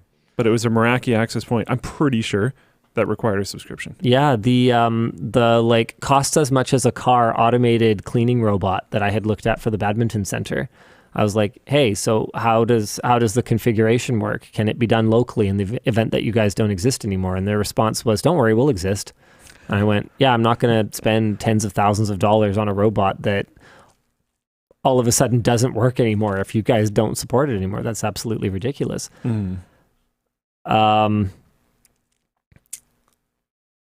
man. I mean, we've seen it happen to lots of products. I have tried not to invest in many that I foresee that being a possibility with. I've been really lucky. I've been really lucky so far. Sonos got real close for a little bit there with the S1, S2 app split. So far, they have continued to support their legacy S1 products well enough that I'm happy with it. And the rest are just potentials, if you guys want to have a look through those. Sure. I don't have a good answer for this one, but it's such a good question that I want to say it. Anonymous asks, what is a proverbial hill that you would die on that few people know about? Huh. I was trying to think of one. I feel like through WAN shows, we would have exposed a lot of these. I mean, I have pet peeves, but I know that I have a hill that I die on. But every time it comes up, I go absolutely apoplectic. But what is it? I can't remember what it is. It's probably some absolutely innocuous little tiny thing that is very much like a hill you die on. Like, it doesn't have to be big or important. Yeah, fair enough. If it was big and important, I would probably have some rational explanation. I'm sure I have them too. Or maybe it would be a thing people know about. But for it to be something that people know about. The problem is that they don't know it. I don't even know it. I'm just trying. I'm loading up my video idea tracker here because I'm sure there's something in here that would occur to no one else. But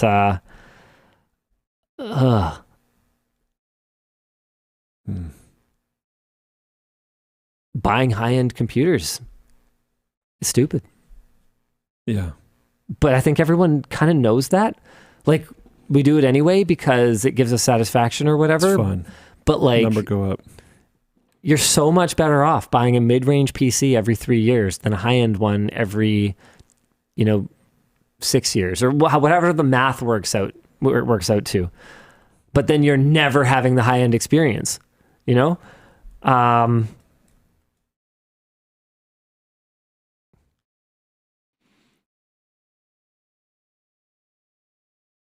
Man, there's a lot of weird stuff in here.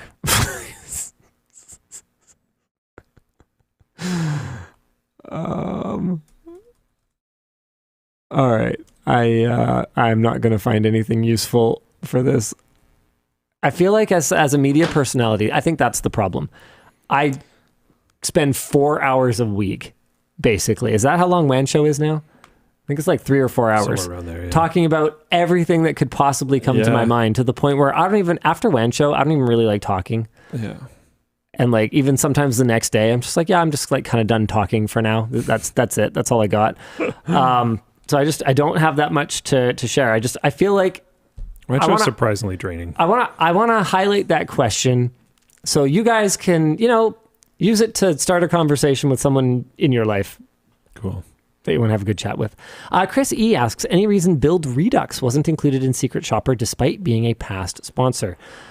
I'm actually not sure why Build Redux would have or wouldn't have been included. Somebody pointed out that they're a subsidiary of something. Digital Storm.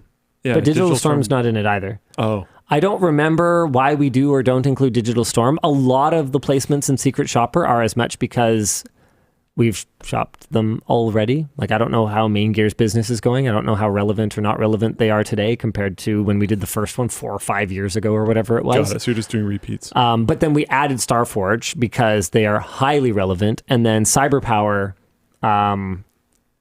was added because we had attempted to secret shop them in the past, but they hadn't ended up participating because they didn't provide recommendations. And our whole thing is we buy whatever you recommend to us. Maybe we'll expand it in the future, but this was already a lot of systems to do. Somebody's asking, I'll just curate it so it can be shown. There we go. I think I did the thing. Yeah. How do these hoodies hold up in the gym? How do the dropout hoodies hold up in the gym? I don't think we would technically know. Yeah, they just launched. Yeah. But seems like it would be pretty good. A good hoodie. I mean, I wouldn't personally wear a hoodie to work out. Some people do that. Is that a thing? They want the sweat. I don't like it. I think we're too sweaty already. Yeah, no. Ooh, yeah. More sweat. I mean, Dude, I know it's like you're supposed to do it, but a lot of people don't. I carry around the like rag and wash bottle because when I'm done using a bench, it's just I gotta clean it. Sometimes I have to mop down a badminton court after I play on it. Dude, he's sweat through his shoe, through the whole thing. Okay, that was in Taiwan. Wild. That was crazy. And it was not like, I don't know how to describe this. It was obviously, I didn't know this before, but it was obviously a multi-piece sole because I went through the sole. It was not dripping around. It was like a spot in the sole where clearly some pieces of rubber were like fitted together or like separated to some degree. Yeah, and I would step and it would squish and some sweat would come out. It was very hot that day. Wild. Absolutely wild. Yeah. Hey, LLD, love the show. Linus, any issues with the pool cooling? Are we going to get an update on how it's all running? Absolutely. There's a video coming where we're going to deploy all the systems. There's another video coming. Man, we've got a lot of videos shot, but not released right now. There's another video coming where we make some changes to the cooling system to help cool the room more because I realized there's a fatal flaw in the entire setup. I added the 5 systems, right, with pool cooling so that I could cool the room. But all the heat that I'm removing is net new heat. So if the room's too hot now, it's still going to be too hot. So we had to think outside the box a little bit in order to remove some heat from the room. It's pretty good now, though. I'm like really stoked. Mm-hmm. All right. Last one from Tyler. I only got a used GPU after your testing video and ended up getting the best deal of my life. EVGA 3090 with an EK water block, an EK pump, a radiator, and a 1000-watt ASUS power supply for $700 on Facebook. That's wicked. What was your best deal ever? I think mine might be the what was it? R2. How do you say that? It was a 200, but that GPU that I got in the first Scrapyard Wars was insane. Oh, the 2900 whatever. Hawaii. 2900. Yeah. Oh, wait. 7970? What did you have in the first one? I thought it was a 290X or something. No. Or 290. R9 290? Yeah. That's the one. Yeah. Hawaii. Yeah. It was codename Hawaii. I don't remember what the stupid card is called. That was a pretty sick deal. That was a very good deal. I think honestly, a lot of them, for probably both of us, you're going to find it in Scrapyard Wars. One of my best ones, I don't know if I would remember my best one. I used to do a lot of wheeling and dealing. One of my best ones was definitely the dual 7800 GTXs that I picked this up. Story, yeah. Yeah, Buddy was cross-grading from dual 7800 GTXs to dual 1900 XTXs in Crossfire. That I think would have been the generational equivalent. 1800 ATX? It doesn't matter. I think it was 1900 ATXs or XTXs. And he was one of those people that just bought shit to play with it, and just, I don't think he cared about money at all. And he just wanted to get rid of them quickly. I saw it. I was like, I'll take both. I ran those for like maybe a couple weeks, but I was terrified that some news would come out that another generation of cards was coming and the value would go down. So I flipped them, but I sold those for like a couple $100 profit. Yeah. Just buy low, sell high. That's sick. I was big into that when I was in high school. I don't know if this counts, but like actually my best one would probably be when I was back in the Intel Insider program due to being a part of Geek Squad. Oh yeah, man. I don't know if that counts. I got so many colleagues to give me their account credentials so I could go and do surveys for them, so I could pick up more SSDs because I wanted an SSD RAID array like very early on. So I had 4 Intel X25-M 80 gigs, and so that was like 300 gigs. That's enough. And I paid like a fraction of what they were worth at retail. That was a pretty sick setup. Yeah. So spend lots of money, but cheapskate. Yeah. Work the angles. Yeah, exactly. Last one I'll blast out is Dan and Luke, any favorite Starfield mods yet besides the necessary basics like Star UI? Dan, any progress on your bird mod or any others? I don't know. I like the color correction one, and then I kind of just fell out of love with the game. Yep, sounds about right. For me, so I'm it's not going to bother. Collection Constellation V2, because then it does it all for you. Oh yeah, that's a good idea. Yeah. Yeah, unfortunately, I've moved on to other things. Finding time to game is hard. That's my biggest problem right now. Yeah. I haven't actually moved on from it, but I haven't been playing it as much because life's too many been busier. games. Alex Clark life's just been busy. Alex Clark is boned. Do you know he's a huge City Skylines guy? Oh no. Do you know he's also a huge like rally racing game guy? Yeah, WRC's coming out right now. WRC's coming, and City Skylines 2 is coming. Like right now. Stop making good games. You know how I know this? We actually have deals with both of them. And Alex is on point because he loves those series. That poor man. Yeah. So he has to spend all of his time working on videos about them instead of playing them. It's great. It's like tantalizing. That's pretty funny. You'll love it. That's pretty good. And I love telling you good night. Thank you guys for tuning in. We'll see you again next week. Same bad time, same bad channel. Bye.